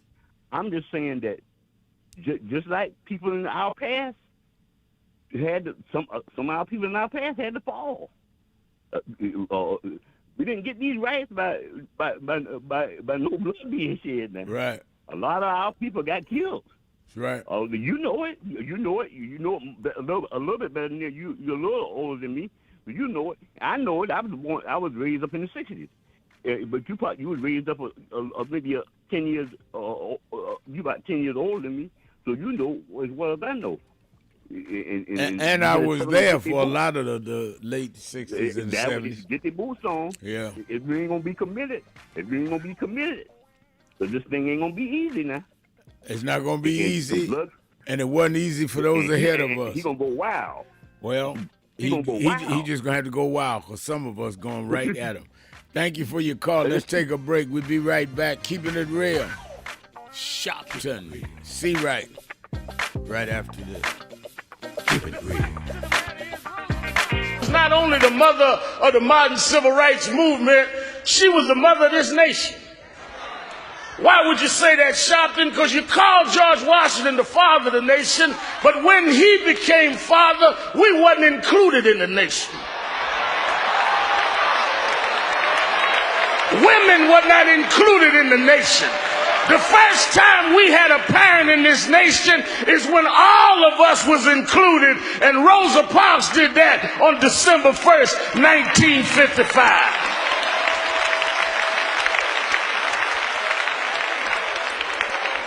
I heard somebody say Jim Crow is who she fought, and Jim Crow is still around. But Jim Crow is old. That's not who I'm mindful of today. The problem is Jim Crow has sons.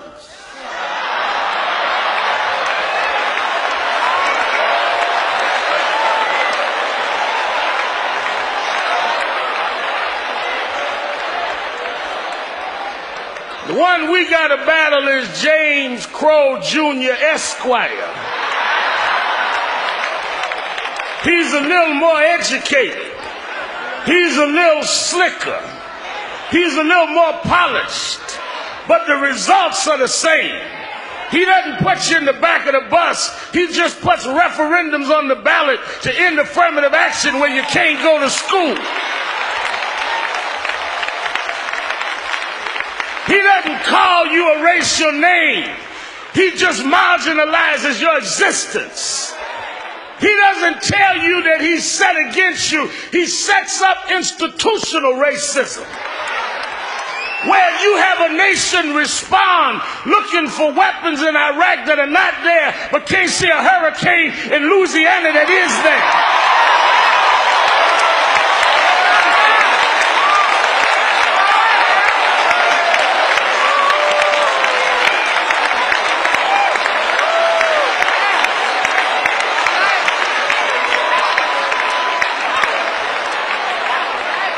James Crow Jr. Esquire. That's who we got to fight. And if we are to win, if we are to really memorialize Rosa Parks, she would tell us to do in the generation of his son what she and Dr. King did to his daddy. They didn't talk a fight, they fought the fight. They didn't show up at funerals, they showed up on the picket line and the march line and the jailhouse. It amazes me that we sit here acting like we don't have work to do. And that many of us in our own community are mocking her memory. They formed a movement when they had none of what we got. You realize that Dr. King and Dr. Abernathy and them formed a boycott after Rosa Parks, where people stayed off the bus for a year, went to rallies every night, and they never had email, never had a cell phone, never could go online. Here you got 2 cell phones in your pocket, emails, computers at the house, and can't even get a block association meeting together.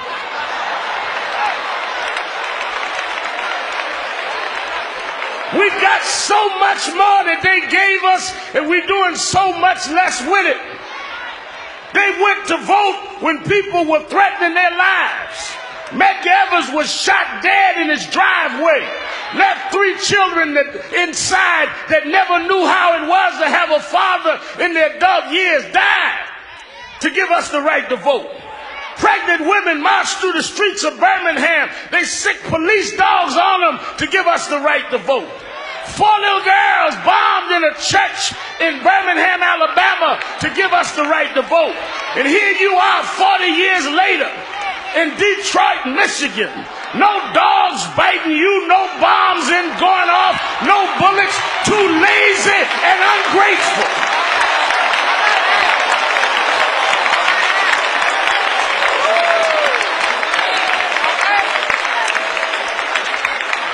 Making mockery of her memory.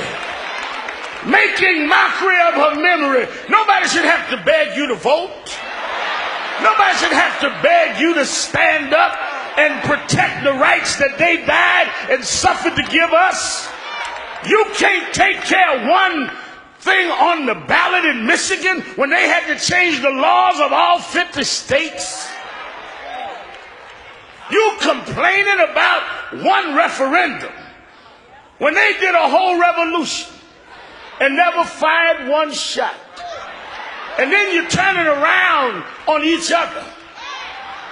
Why do I want my daughters to visit that stone? Because I want them to know black women are not hoes.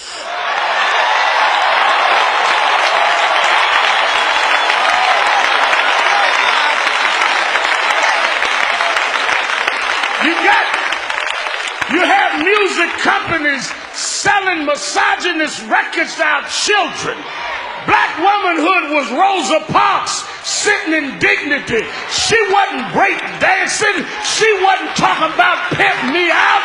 She made the world respect her people.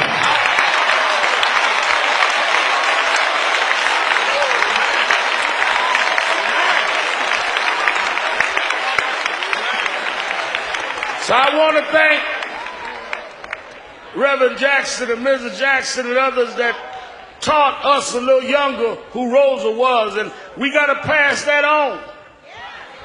And I want to challenge everybody here today that when we leave here, you ought to make a Rosa resolution. You ought to make one commitment in her name to yourself. That you're going to either join some organization or you're going to stand for some policy. You ought to make a Rosa resolution. You ought to resolve that you're going to do something that'll make a difference because we're here because she made a difference. Most people come and go and we never come to say goodbye because their hellos didn't mean anything to us. But we're here because she touched every one of us. And we need to make a Rosa resolution. I said to some of the young rappers the other day talking to me about, well, you get on us about calling women out their names. I said you need to come and know the story of a dignified woman. They made the excuse, man, Kilpatrick said, well, you know, we love Aretha and that. Antoine Seawright is our co-host. Antoine, explain to people you're a political strategist of some renown. When I tell people, like I did that call about the Democratic Party, that's, just straighten it out, the political and record point and all that. And whether he was seriously discontent or plant doesn't matter. It helps to address the facts. But also, I would like you as a strategist to talk about the strategy of why blacks went in the Democratic Party, because blacks were Republican until Kennedy, and my parents were Republican. Jackie Robinson, the first black to play Major League Baseball, came to our church when I was a little boy. He was a Republican, close to Governor Rockefeller. What was the political calculus that made blacks go from Republican to Democrat? Because a lot of people just be talking and don't know what they're talking about. That was a strategy and a decision. That wasn't that we was dumb and thought that we was just going to wake up and go Democrat. We knew the Republican Party had been the party of Lincoln and the Democrats was Klan. There was a strategy that caused that shift. Oh, plain and simple, they got away from our values and they turned to racism and patriotism and got away from the things that we had stood in the gap with them for. And Strom Thurmond was a big part of that. My home state senator from South Carolina, he was a big reason why the big flip happened in that day. And so quite plain and simple, when people say things out of pocket like that, I just remind them of why it's so important to just know your history about your country, your community, and your party. they start doing everything they could to turn the clock back, very similar to what they're trying to do now. So blacks said, ain't no way we're going to deal with this. So we're going to get out of here, and we're going to find our value somewhere else. And so that's when the tectonic plates shifted in this country. The conversation shifted, and then we found our religion in the Democratic Party, Red. That's the plain, short, and simple of it. They got away from the values that they once shared with us. The fact, that's correct. The fact to back up what you're saying is that the Republicans refused under Eisenhower to deal with civil rights. Kennedy and them said they would. And that's when a lot of shift. I know that's when my parents started voting Democratic. The Civil Rights Act of 64, which Kennedy got killed before he could sign it. Johnson signed it, who was a Democrat. Eisenhower was a Republican, would not do it. Harry Truman desegregated the armed services, who was a Democrat. Now, there were two blacks in Congress before 1950, William Dawson in Chicago and Adam Clayton Powell in New York. Both of them were Democrats. Republicans would not put blacks in to the Congress, less known other positions. So as we began to see who would share power with us, like Adam Powell, Democrat, like Will Dawson, Democrat, then we went with where it wasn't like we were on the Democrat side. We was on our side. That's where we get the most. Let's fast forward 2026. Both parties got shortcomings, no doubt about it. Both parties need to be challenged, no doubt about it. But if you don't choose one of the parties, you can't choose the nominee. So I want to see, somebody will say, Jasmine Crockett in the Senate. Well, if she does not win the Democratic primary, she will not be in the Senate because she will not be the Democratic candidate in November, and she don't have a prayer of winning as an independent. If she wins the primary, she can have a shot at being the senator beating the Republican. But you can't vote for her in the Democratic primary if you're not a Democrat. So there's the practical, strategic reason. Don't think you're the only person knows history that can figure this out. We all know the history. We understood the strategy that would empower us. Name me the Republican that has the power of a Jim Clyburn or Hakeem Jeffries right now. So we're not going with them. We're going with ourselves. And may we know, when we talk about the values fight, because that's what it's always been about for black folks, you name a Republican right now that's fighting to protect SNAP benefits in this country. Name a Republican right now that's saying, no, we do not need to nationalize elections in this country. Name a Republican right now saying, no, we don't need to cut $1 trillion from Medicaid and Medicare in this country and close hospitals and nursing homes. Name a Republican right now that's on the front line, continues to fight and say, you know what? ICE has overreached. We need to reel them in. I mean, all these things, when people start saying the Democratic Party ain't doing this, ain't doing that, I ask them, well, who the hell do you think are fighting for you every single day? It's Democrats fighting to rein in ICE, fighting to preserve your health care, fighting for your voting rights, fighting to protect SNAP benefits, all these things that impact you on a daily basis. It's the Democratic Party. So when people say the Democratic Party ain't doing nothing for me, I ask them, well who the hell, what the hell are the Republicans doing for you? Doing you That's in. the question, because it's a two-party system. It's a two-party system in this country. What are the Republicans doing for you? And name a thing that Joe Biden and Kamala Harris did that the Republicans have not unwind or undone, if you will, that has had positive impact on the lives, particularly those of us of the African seed and the American son and daughter. Nobody can answer that question every time I ask it. In fact, name me the Republican that'll stand up and say, since we've subpoenaed Bill Clinton on Epstein, we should subpoena Trump.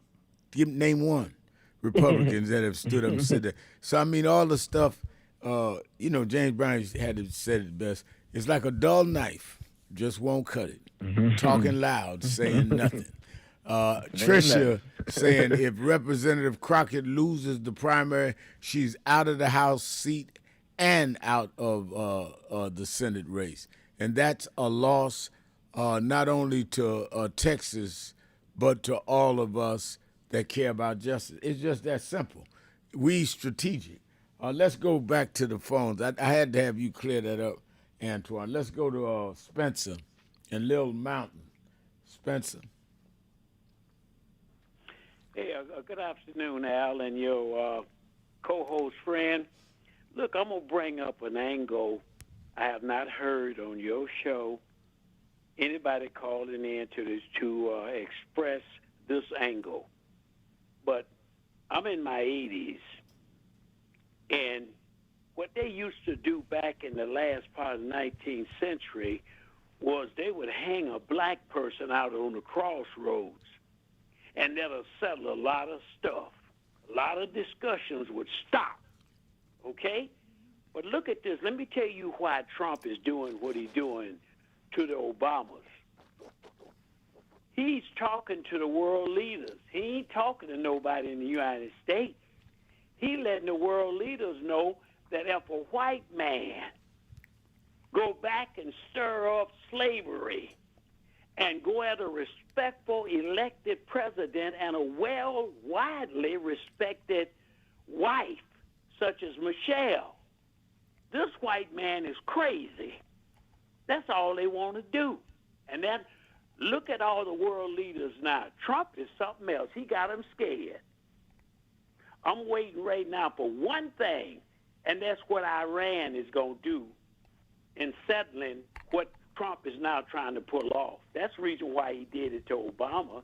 And plus the Maxwell case, he wanted to let people know, well, quiet it down, back it off, because I'm crazy. And once you get that in your head, it'd be just like back in the 19th century when they would hang a black person at the crossroads. Now, what you gonna do? Right. Oh. No, that is very true. I think that, thank you for your call. I think that that's true, that he did want to send an international message, but he also wanted to send one in the States.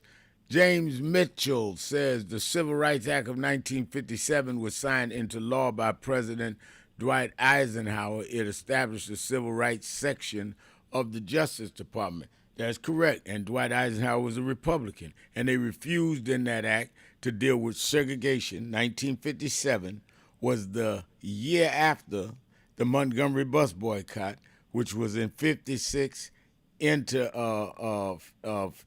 55 into 56. That is why you had to have the Civil Rights Act in 64, because the 57 Civil Rights Act did not address desegregation, i.e. Rosa Parks and the buses and all that. I'm glad you brought it up. If you didn't bring it up, wouldn't nobody be able to correct it? And I assume you're a Republican. You see how weak it was. It's formed a civil rights division in the Justice Department and gave it no teeth to do anything, which is why it took another 7 years under the Democrats to get a Civil Rights Act that made it against the law to segregate. 57 Civil Rights Act under Republicans did not do that. Let's go to Lola. You got any more?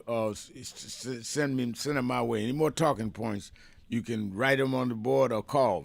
Bring me all the Republican talking points, Republicans.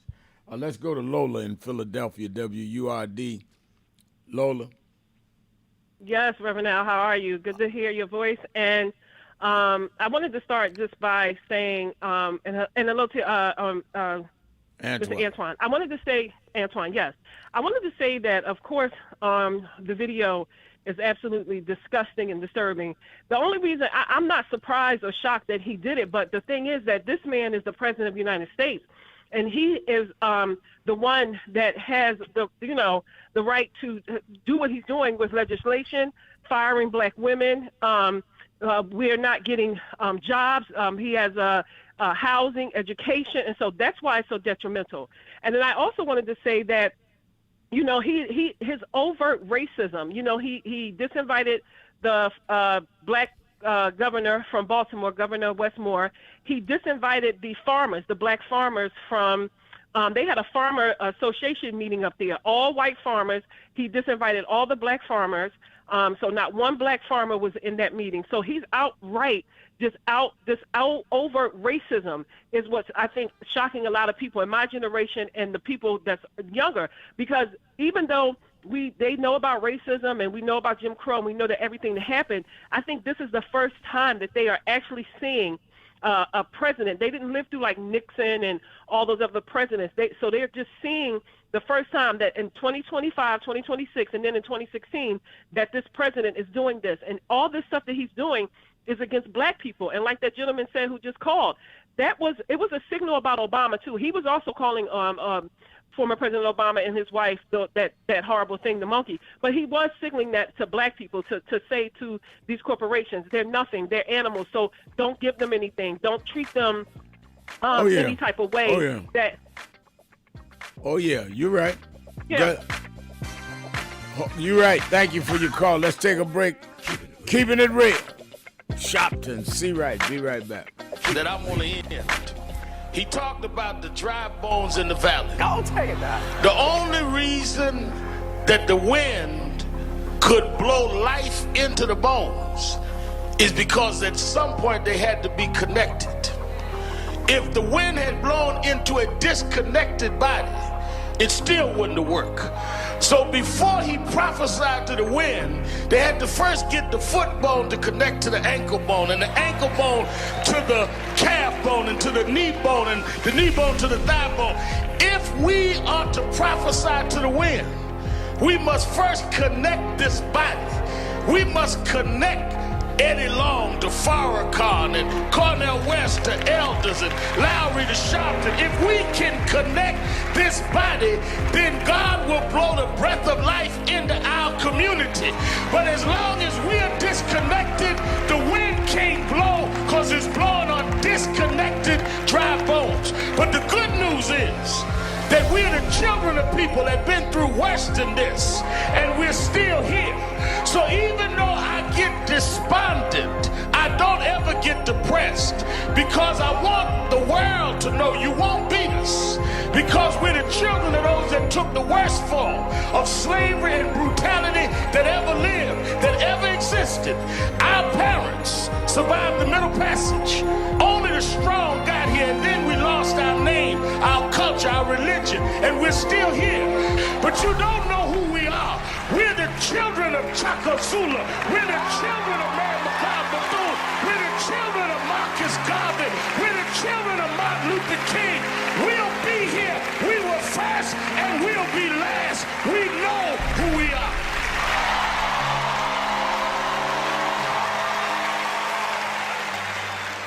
So who is Al Sharpton anyway? Who is this 33-year-old preacher without a church? A number of black New Yorkers as well. He is little more than a pudgy exhibitionist who can be counted on to show up, bullhorn in hand, at every racial incident.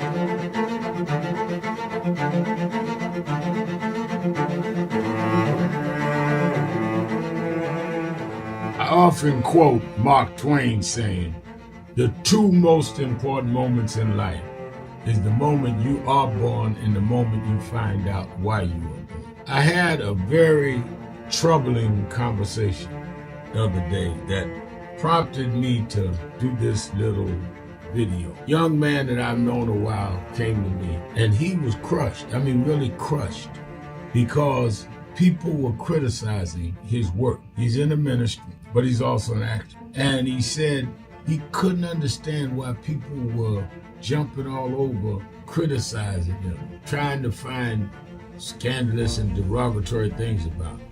And I told him, I said, you know, you very young. You don't know the road I've traveled. They call me everything but a child of God. A blabbermouth, a loudmouth, too flamboyant, an agitator, a racist, I had to know. Yeah, right. I was not defined by how others saw me.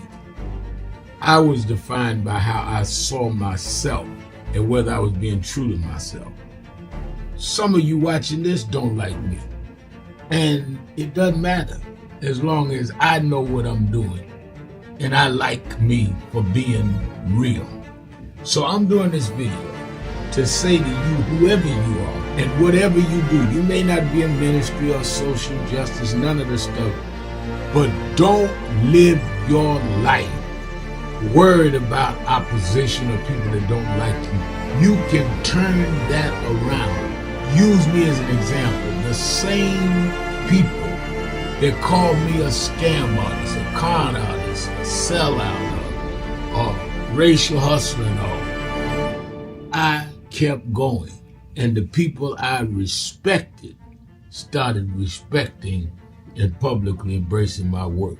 When Coretta Scott King, the widow of Dr. Martin Luther King Jr., had this to say about Al Sharpton. A leader who has protested injustice with a passionate, unrelenting commitment to nonviolent action in the spirit and tradition of Martin Luther King Jr.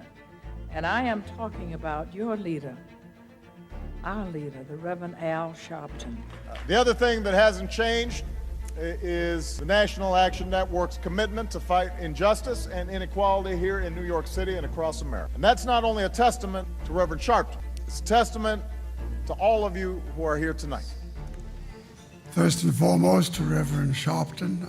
I saw him when he first came on the scene, and I have marveled at his tenacity, at the development of his intellect, and his devotion to our movement, and much he has contributed to the world we are experiencing. I am honored, and I must say that when I had my debate with Dr. King on the issue of the church and religion, he didn't warn me that after his departure, his space would be filled by another preacher, and that preacher would be Al Sharpton.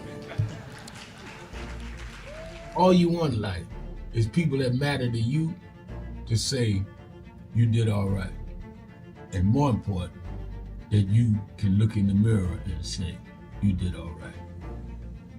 Thank you, Rev. Thanks for that introduction. Look, we've known each other for a long time. I'm grateful not only for your leadership and partnership, but quite frankly, more importantly, for your friendship. And thanks to all of you, members of our nation's most important civil rights organization. You have been, over all of your years, such an extraordinary leader. You are a voice of truth, a voice of conscience, a voice of practicality around what we must address and what we can do.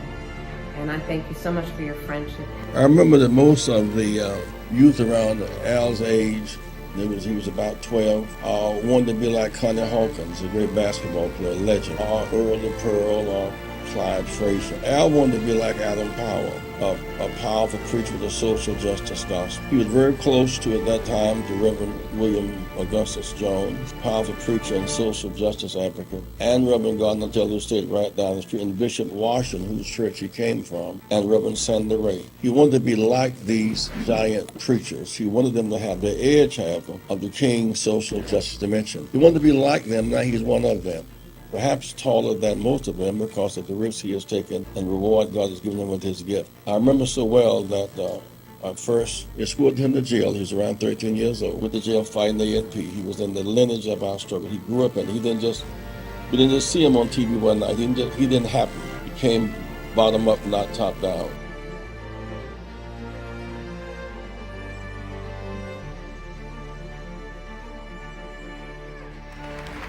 Reverend Sharpton, how do we begin to make peace with our past?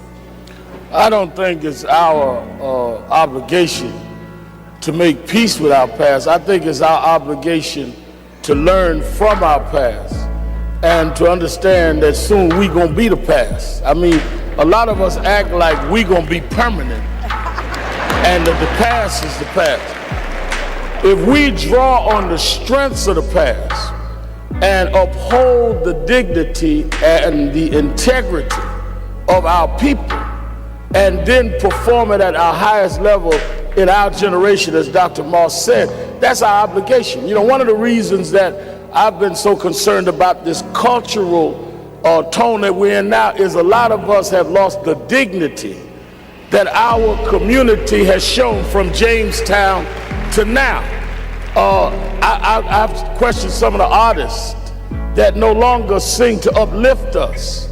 And there's never been a generation that didn't use our music and our culture to lift us up.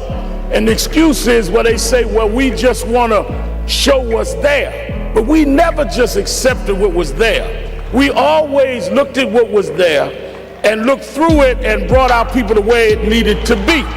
So in slavery time, we were singing Go Down Moses and Swing Low Sweet Chariot. We wasn't singing about the cotton picking nigga in the field. That's what we saw, but that's not what we sang. In slavery,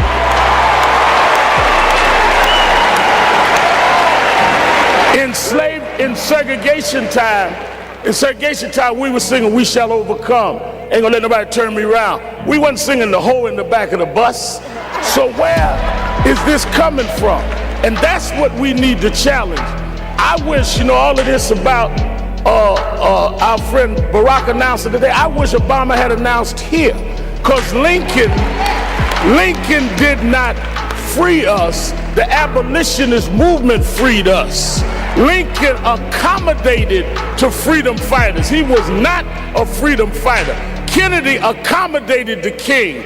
Johnson accommodated the king. We got to quit giving the wrong people credit for our history.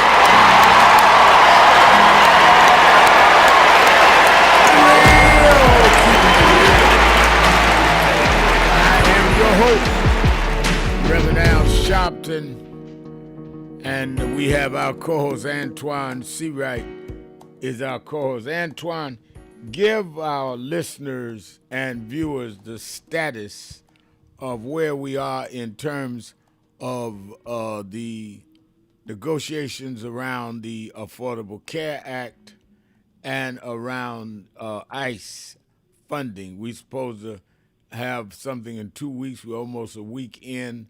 What does it mean if we do get it? Do get some compromise? And what does it mean if we don't? And could we end up going back into a government shutdown over these issues?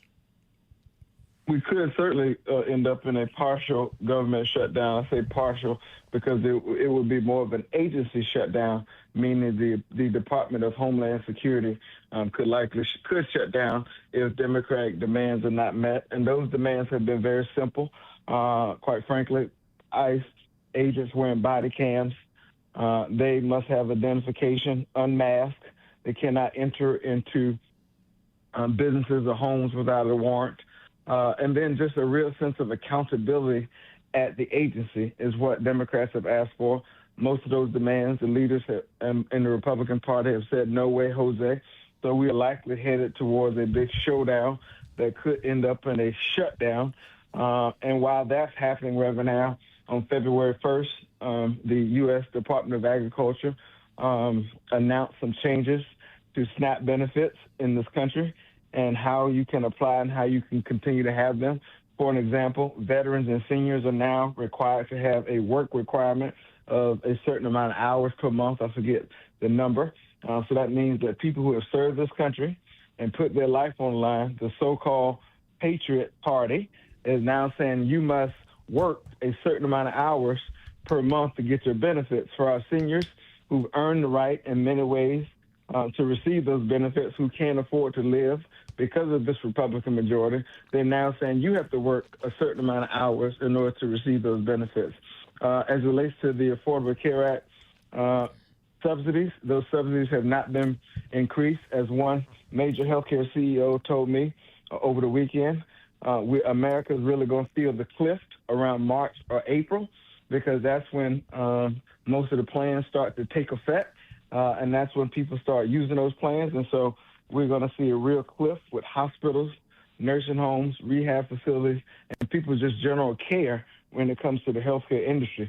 So there's so much going on, not to mention, Reverend Al, what you see, the social unrest in the streets because of the killings and the shootings in Minnesota, the way this right-wing activist court has ruled on many ways as it relates to some of the immigration policies in this country.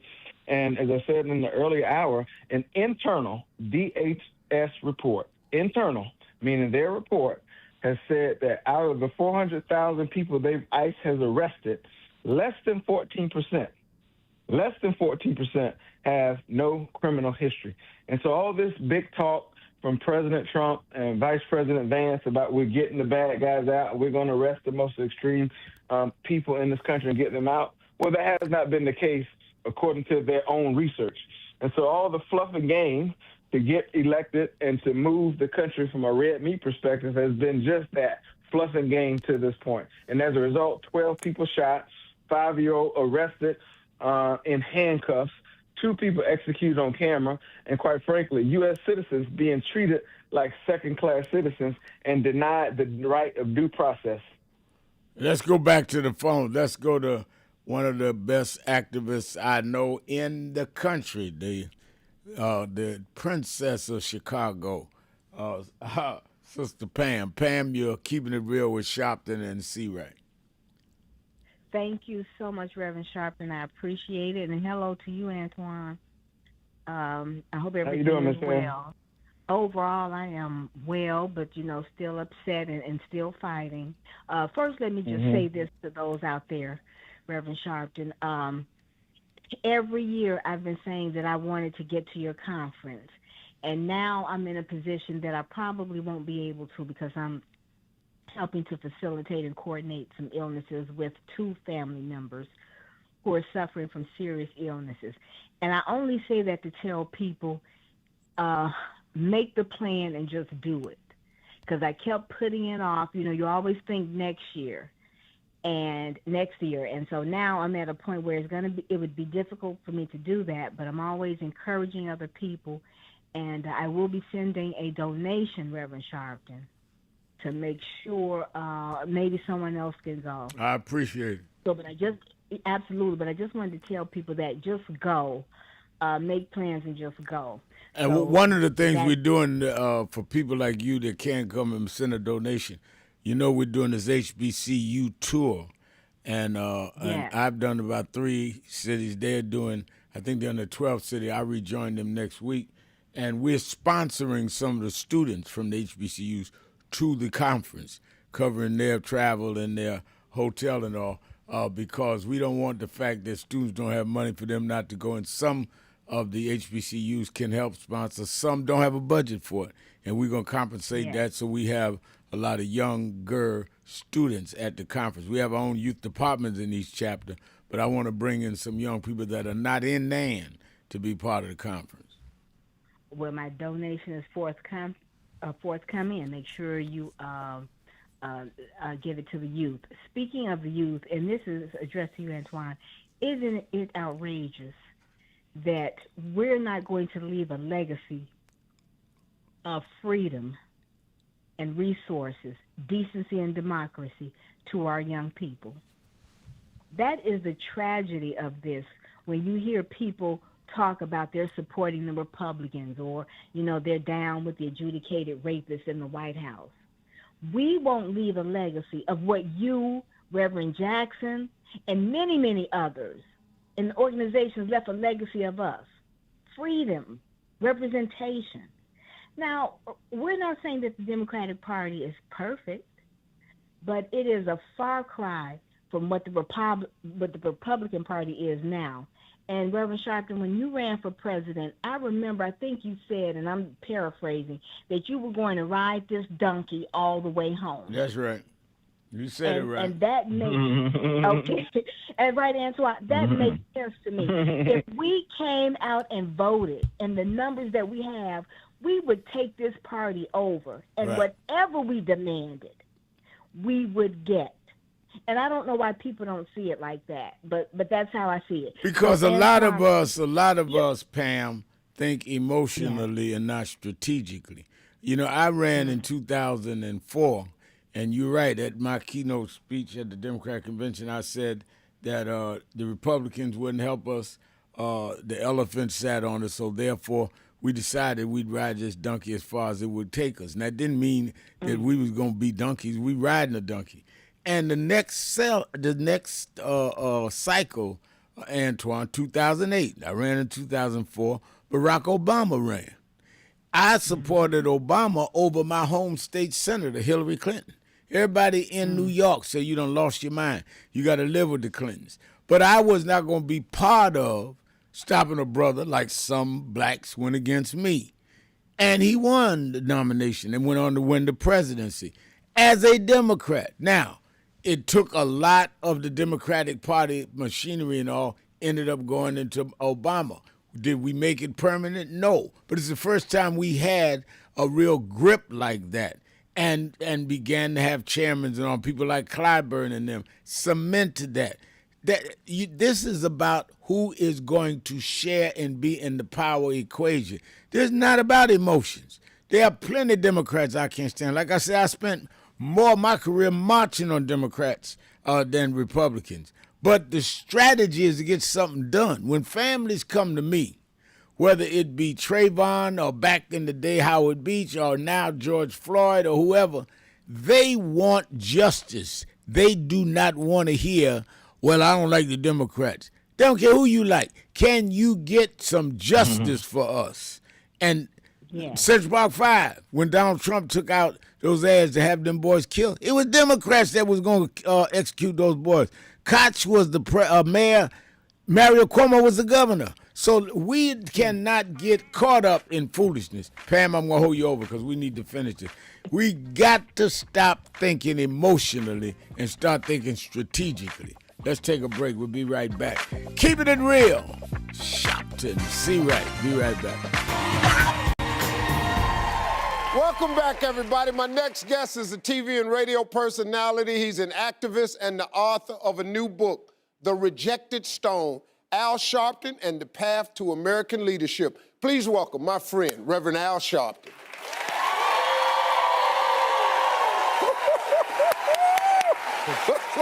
Ram, how you doing? Good. Look at you.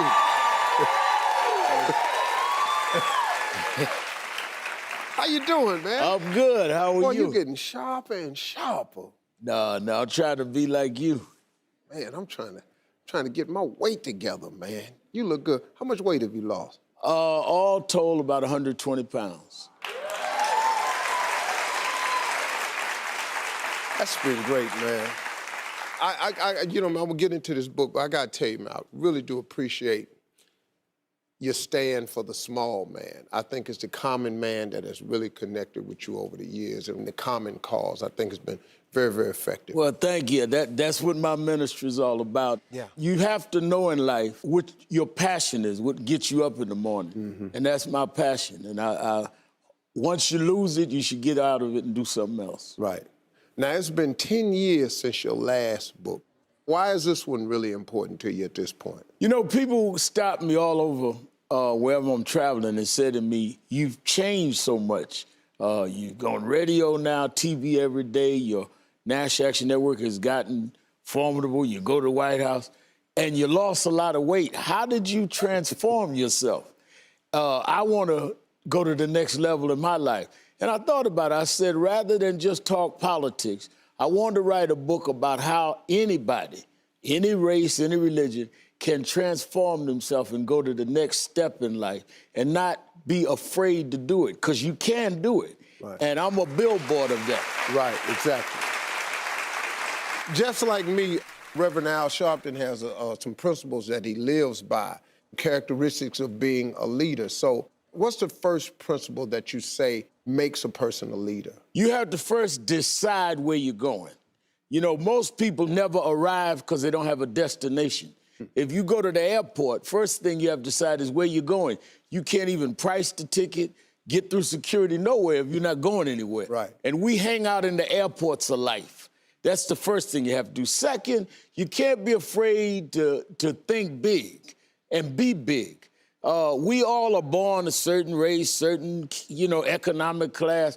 We put in categories. You got to think bigger than that. And lastly, be consistent and disciplined. And I think that discipline is something that a lot of people cannot apply, which robs them of their greatness. So in the book, I talk about how I learned. I give anecdotes. You know, I was very close with James Brown, the singer. He was like a father of mine. Right. Michael Jackson. I talk about my relationship with the president. And I talk about how I learned these things and different things from different people, right, because nobody gets big by accident. You have to do it by having a diligent plan. Absolutely, absolutely. You know,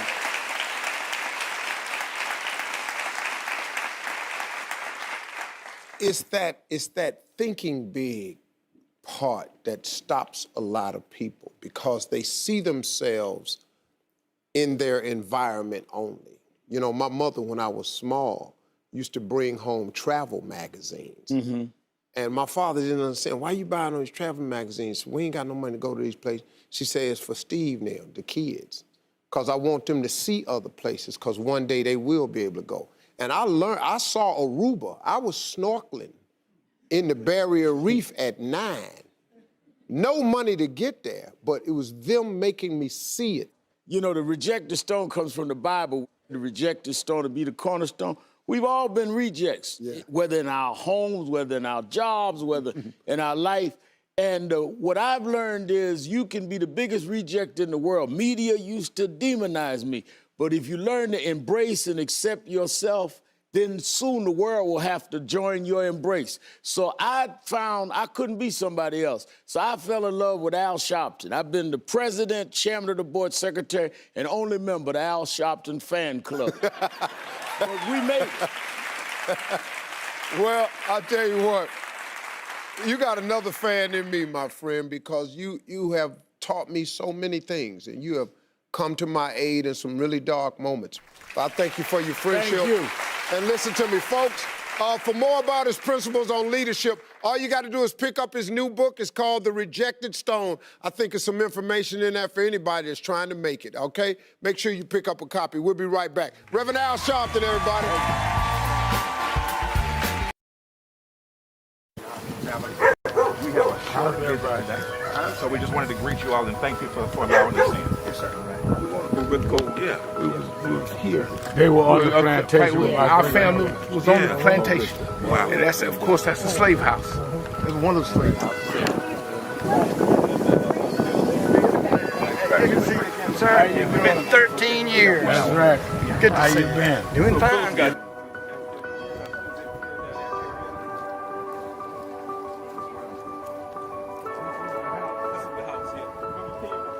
Last time. And we,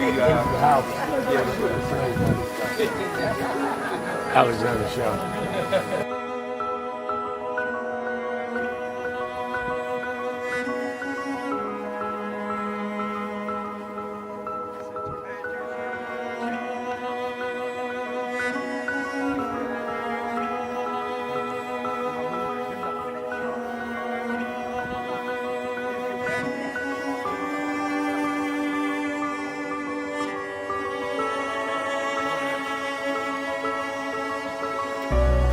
How many slaves were staying there? I have no idea. This is where they would have the slavery. Yeah, that's when exactly. That was exactly.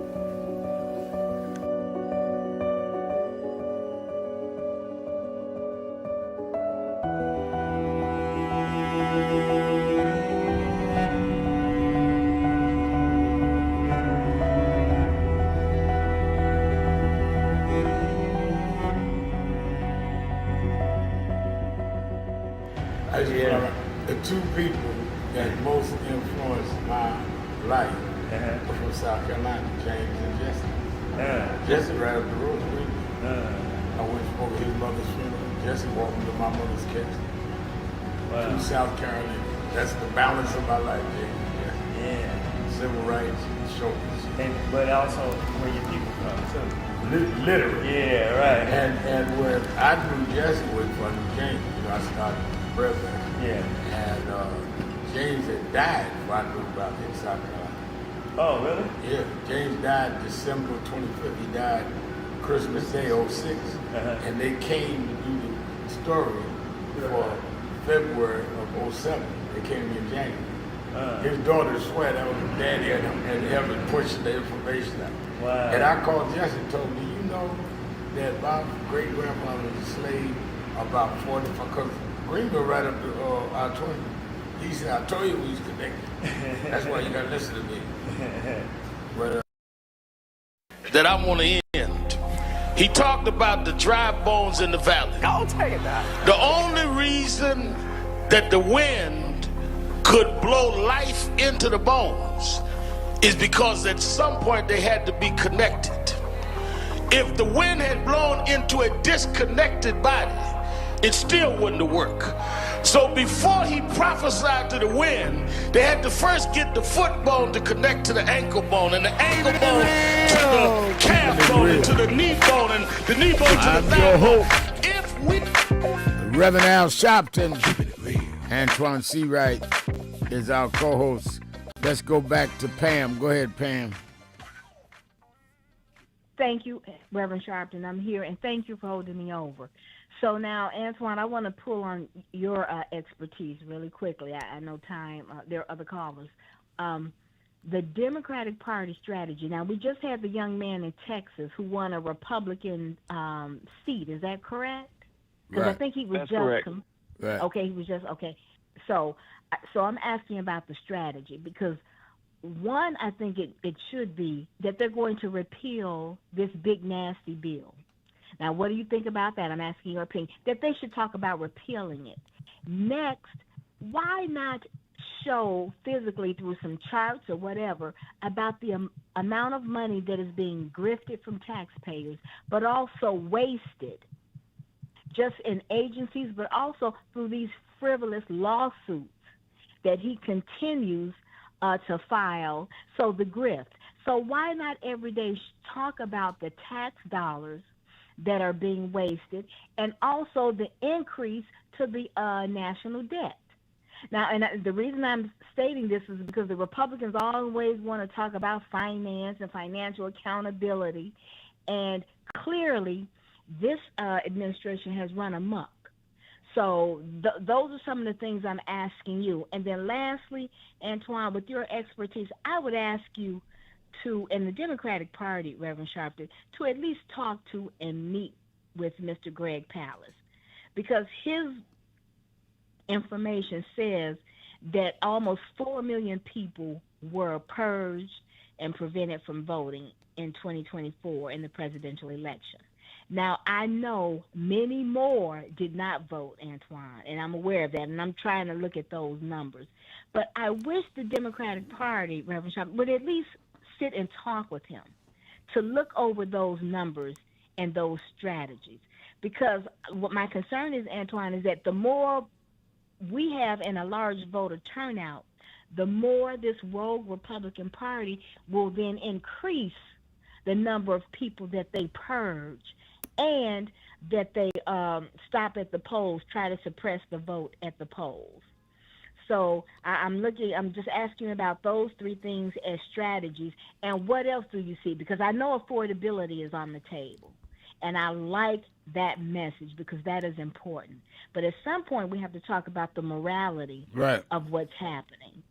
And so just kind of give me your thoughts on that, Antoine. I appreciate your expertise. And Reverend Sharpton, let me say, you all kill it on Politics Nation. Oh, thank you. So I appreciate that. Thank you. So I'll hang up and listen, Antoine, and thank you both. Well, I'll try to be quick because I know we have callers. Well, the message is affordability. While Epstein is important, while ICE is important, simply the message is affordability. And you see, you've kind of seen the messaging from Leader Jeffries kind of recalibrate back to that. For an example, there's $70 billion in the Big Ugly Bill, $70 billion plus in the Big Ugly Bill for ICE funding at DHS, where 1 year to increase those subsidies for the ACA cost the country $59 billion.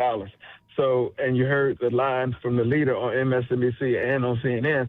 So instead of giving citizens money to provide health care, Republicans have given them money to brutalize and execute people on camera. And so that is the message on affordability. Yes, you're right as it relates to Texas.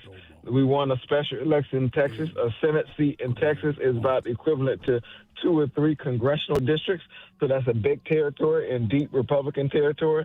But it also adds another page to the catalog of special elections Democrats have won in Republican territory. You mentioned Texas. There's been 2 or 3 in Iowa. Of course, we won that state Supreme Court seat up in Wisconsin and some other state legislative seats that Donald Trump had won by 10 plus points in that area. So we are making a clawback, but the common denominator, Pam and Reverend Al, is that every candidate has focused on affordability and the fact that America is too expensive and the Republicans are the cause and won't do nothing about it. Let me go to our message board. James Thomas writes, I tell younger generation that voting doesn't solve everything, but not voting is doing an injustice to themselves and others, and it's time to wake up, stand up, or sit down and shut up. I like that. I agree with that. No, it doesn't solve everything, but what it solves, we need that. The other side is not giving you anything. Tanya Stovall is saying, with all that is going on with the country, I still hear black men still say they will not vote. It's truly mind-boggling to me. Well, there were some blacks that took a while to sit in front of the bus after the laws was changed. Sometimes you got to bring people kicking and screaming to their own deliverance. And I'm not saying the Democrats should deliver things. I'm saying we use the Democrats to deliver some things. Gwen Walton is saying, Reverend Sharpton, you're really giving a lot of information for every listener to inhale and act upon. Thank you. Well, thank you, Gwen. Let me go to Craig in Milwaukee, Wisconsin. Craig. Greetings, Reverend Sharpton and Brother C. Wright. Can you both hear me okay? Greetings, yes. I hear you. Good. It's an interesting show and interesting times. Only thing I really say about that is the scripture tells us a double-minded man is unstable in all his ways. And that scripture just clearly identifies the man that's running the country right now. And it explains the dysfunction that we are seeing. I think our ancestors and the things they went through prepared us for this. But the reason for my call is I've been calling you for several years now, sharing with you that I lost my son back in 2012. That he had been murdered in was choked similar to the brother on the train in New York. He was 16 at the time. You may remember several times I've contacted you and told you we were fighting for justice. Well, on January 15th of last month this year, they were charged and they pled guilty to yes? Yeah, who was charged? Oh, so there were, at the incident took place, there were 3 white adults who choked my son to death. His name was Corey Stingley. If you have a way that I can get you a copy of the ProPublica story, I'd be glad to send it to you. But these 3 individuals, one of them has died already. He actually died about 3 years ago. And that is a significant part of the story. So they pled guilty? Yeah, they pled guilty to felony murder and unlawful imprisonment. And we also participated in this restorative justice program. We entered into what they call a DPA, a deferred prosecution agreement. And some of the reasoning behind that was in order to get to this point, to be honest. It took a lot of work. And I've tried to keep you updated on what has been going on. But so what happens now? Are they sentenced? Are they going to be sentenced? What is the... No, the sentencing basically is what is existing now. There's a deferred prosecution agreement where they have to meet certain criteria that the judge and the court laid out, which is part of what we went through during this restorative justice. So, if they do all of those things, these 2 individuals, unless they break the law right now, they won't be going to prison, But that could change. I don't know. The judge could intervene and do something different. But as it stands right now, the agreement that we went into was, first and foremost, to get their guilty plea, which has some other aspects of this whole process that now are going to be pursued, particularly against the state. Because not only did these individuals take my son's life recklessly, needlessly, and now they've taken accountability for that, they pled to that, but the state violated our rights as well. Which And means so you could one of the have a things- suit against the state if the state is in any way complicit or negligent. That sounds right to me. All right, thank you for your call and the update. Keep us updated. Let's take a break. Be right back. Keeping it real. Sharpton. See right. Be right back.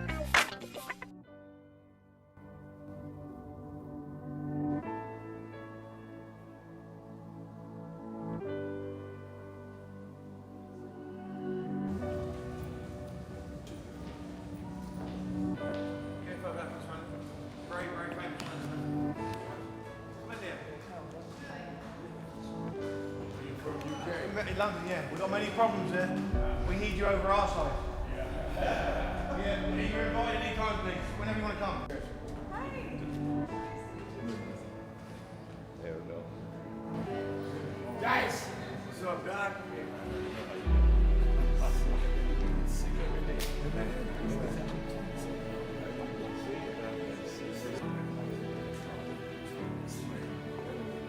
So we are in not a political dilemma, we are in a moral dilemma. And if the black church does not come with a prophetic voice, then who's gonna do it? We can go through all the data, all the statistics, all we're going through in the workshops, but the question is, where is the action gonna be? We all believe in Jesus. Jesus didn't teach theology, he healed people. And they learned the nature of the theology based on his healing. We got to heal this nation. And if we heal this nation, the nation will return to our churches. But we've become silent and compromised. And we try to blame it on, I'm not in this. You are in this. You live it, your members live it. Unemployment now is higher now than it's been since the pandemic. Yet we survive. Yes, sir.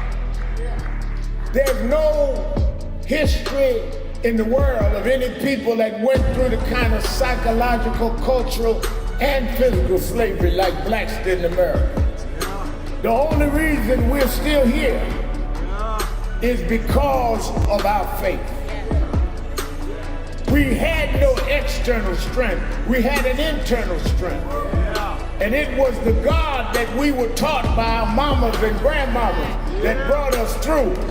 And I don't care who's sitting in the White House, we cannot betray the God that brought us through.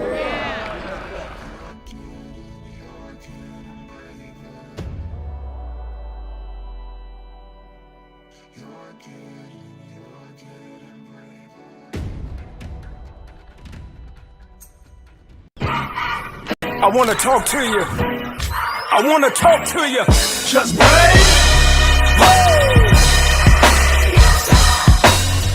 I believe that. Good morning, everybody. I hope the coffee has kicked in by now. I want to start by thanking your leader, the Reverend Al Sharpton, and everyone at the National Action Network for 35 years of standing up for civil rights and opportunity for everyone. And I couldn't be more grateful for the way that you have blessed the lives of so many, including mine. As we look today on King Day, let us not forget that we had to struggle to even have this day. They did not wake up one morning and say, let's give a federal holiday to Martin Luther King. People petitioned, people marched. Let us remember now as we bring our children and grandchildren up the Potomac, that they can see the Washington Monument, the Lincoln Memorial, the Jefferson Memorial, and one memorial that never served as president, but changed this country more than any other American, Dr. Martin Luther King Jr. This was an amazing MLK breakfast. It is truly an honor, and more importantly, this is an important day for us. I feel incredibly lucky and honored to be in this room on this day, celebrating Dr. King's legacy of civil rights, especially in the moment that we're facing on a national level. It feels like warmth and home being in this room. So I'm encouraged by today. I'm encouraged that we're getting out, we're protesting, but more needs to be done. We need to lean in. And let's keep fighting because the job is not done here. And I just feel so honored to get this award. It's not about getting an award, it's about doing the work. And let's keep up with the work.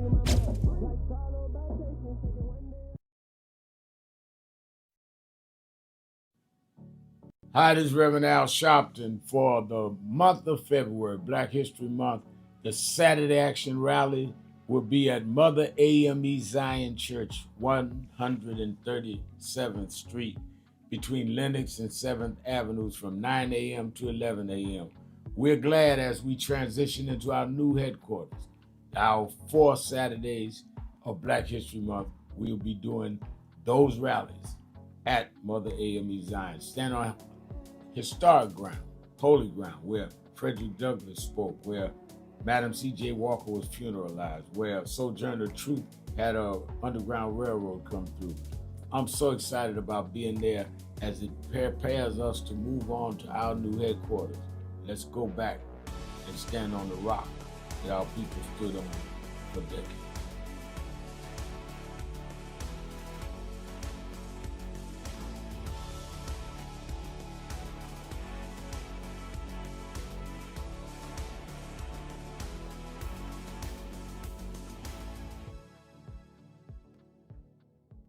Hello, New Orleans. Let me tell you straight. They did not think we could come and be here tonight. They cut budgets and advertising, but one black man, Rich New Dennis, said, I don't care. My families come together every 4th of July weekend, and essence will happen, because that's who we are. Give a big hand to Rich New Dennis for bringing us back.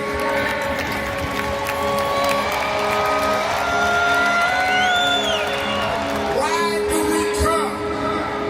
Because the essence of who we are is essential to what made this nation. We built this nation. We made this nation. We created the essential dollars that this nation lives off of. We don't care what bill they pass. We will not back up. We will not back down. We will not give in. We will not be chased out. We don't care who's in the White House. Keeping it real. I am your host, Reverend Al Sharpton. Antoine Seawright is our co-host. Don't forget, Politics Nation with Al Sharpton live at 5 p.m. Eastern Time every Saturday and Sunday on MS Now. Had 2 action-packed shows. Don't waste your time. We only get people that are in the thick of what we're talking about. If it's in the Senate, we get the senators. As we had the governor of Maryland. We don't play just talking to my friends. We want to get information and challenge that information and have a challenging show. So watch it every Saturday and Sunday at 5 p.m. Eastern Time on MS Now. You that are in the New York and vicinity, meet us, especially this month, at Black History Month, is the Saturday Action Rallies. We are now having the special rallies while we're in transition to our new House of Justice at the historic Mother AME Zion Church, 140 West 137th Street in Harlem. And it's between 7th and Lenox. And we started last Saturday. I was absolutely surprised to see a couple hundred people come out in that zero weather And we had the rally in this historic church where Frederick Douglass and Paul Robeson and Sojourner Truth and others in the 100-some-odd year history of that church. We're doing it every Saturday there, 9 to 11. Join us. You that have not signed up for the convention, sign up now. We are 1 day less the 2-month period. And as it increases, I'm going to have to close it down so we have seats reserved for certain of our chapters and our college students. So go to 1-877-626-4651, 1-877-626-4651. Antoine, let's go to Cooper in New Jersey. Cooper. Reverend Al and Mr. Seawright, good afternoon. Good afternoon. Good afternoon, fellas. I'm sure we might have touched on this, but I got to bring it up, Rev, again, because I know you sometimes have Black MAGA on the message board or they listening, but the racially charged actions from this president continues, as you've seen what he did by excluding the nation's only Black governor, Westmore of Maryland. Like, what about inclusion and representation? Or not even that, it's just blatantly racism, Rev. And I'm like, what do our people need to, what more do they need to see? Well, I wish I could answer that because I am totally with you on that. And the only thing that, Cooper, that makes me keep going when you're dealing with such apathy with some of our people, and thank you for your call, is that most folk was never in the civil rights movement that talk. Most people was not in the Black revolutionary movement that talk. So I've lived long enough to know that everybody talking about back in the day, they weren't involved back in the day. Because some of them days I was a young kid watching, and I know who was there. It has always been the minority of us that paid the price that the majority of us took advantage of. I can't tell you how many companies we boycotted or stepped on, including the last couple of years, that as soon as we got the doors back open, blacks that talked against our movement were the first ones through the door with an application. That's just the price you pay for fighting. You ain't going to have everybody with you. Your job is to do what's right. If you're waiting on everybody, they're not going to happen. And I think you and I need to just have to bear that cross. And I think that you, Antoine, on the political side, can talk about we never had 95% of blacks voting. People talk about, we tried voting. We never had 80, 90% voting. So we have not tried that to the numbers that we could. We certainly have not had our maximum capacity reach or even close, Rev, nor our potential. As I said on one program over the weekend, I think we need an attitude adjustment about our net worth and our network as Black Americans, our history in terms of our power. We know we have power, and if we didn't have power, they would not be working so hard since 1964, 1965 to take our power away or to limit that power. And now they're trying to do everything they can to take us back to a country and a place where we didn't have some of the things we had in 64 and 65. That's right. And a lot of us just get into a lot of stupidity and silliness. I remember when you brought up about you did a program over the weekend, a young man stopped me maybe, I want to say a month ago, and said, Rev Al, I see your show on MS Now. He said, you ought to have me on some of the younger guys. I said, well, we have nothing but younger folk. What are you talking about? He said, yeah. I saw Seawright. He mentioned you by name, and he mentioned, other person that they're not on, so I won't mention their name. He said, but I'm talking about you should have me on, talk about fresh ideas. I said, okay. And what are your fresh ideas? He said, well, we get on the show and we talk about it. I said, no. We don't do auditions. What are your fresh ideas? He didn't have any. It was about he wanted to get on TV. And I think that a lot of us come with foolishness, all kind of answers as to why and what and all of that. Why don't you just say you want to get on TV and I'll tell you, look, why don't you go do A, B, C, D, organize A, B, C, D, and we can talk about it after you organize it. But this is not amateur night at the Apollo. Things are too serious to be playing with. Let's go to Mustafa in Cincinnati, Ohio. You're keeping it real with Sharpton and C-Rack.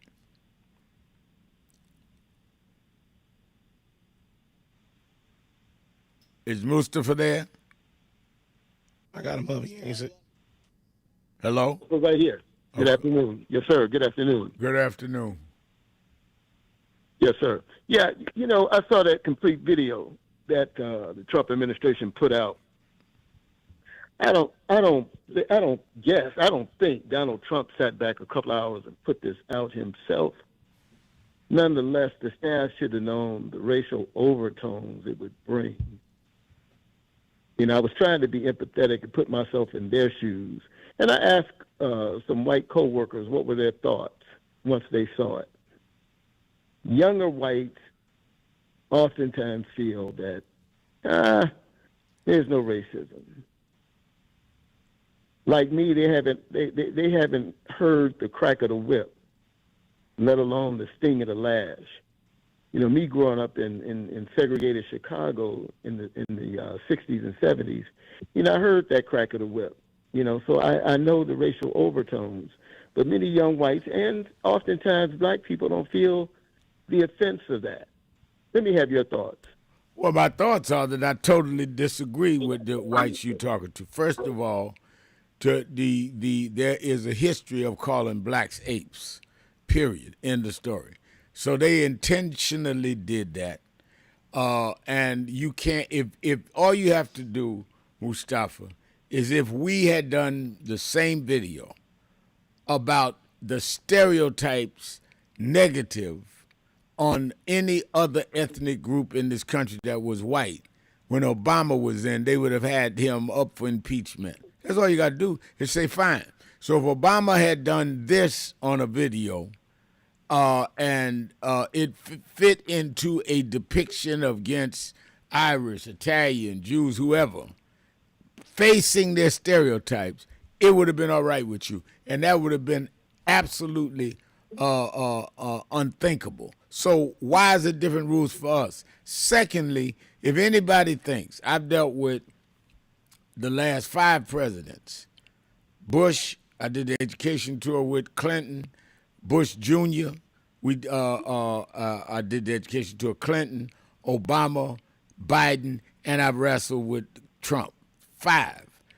And I can tell you no White House puts anything on social media that has not been reviewed and screened. That ain't somebody just put something out and he didn't read it and all that. He don't have to. They have people that pass that, bring all the content to him, and it's approved. Let's not fool ourselves. He knew good and well what was going out, and to this day, he will not apologize or take responsibility for it. And keep in mind, it was up there for 12 hours. It wasn't like it was just up there for 5 minutes and he decided to take it down. Yeah. It was up there for 12 hours, and his press secretary doubled down on the content. Right. And in those 12 hours, in the first few hours, I was on Morning Joe that morning, we talked about it. Here's another 8 hours before they took it down. So his staff and him knew it was an issue. They wanted to leave it up there because that's what they are playing to. Just like Mustafa is the same man that said Barack Obama wasn't born here. He was born in Hawaii, and that he had the birth certificate from Kenya. You haven't seen that yet, have you? There wasn't no staffer saying that. That was him saying that.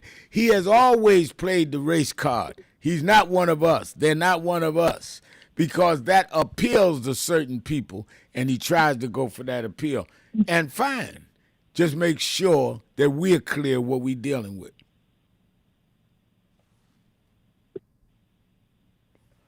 Vote and get this man out of office, man. Thanks for taking my call. All right, Mustafa, always good to hear from you. Well, we're about out of time. And again, I want to thank Antoine Seawright, who stays in the trenches and does the work as lays out the strategy. Let me thank all of you that called in, listened in, you that called in and couldn't get through, but hung in there anyhow.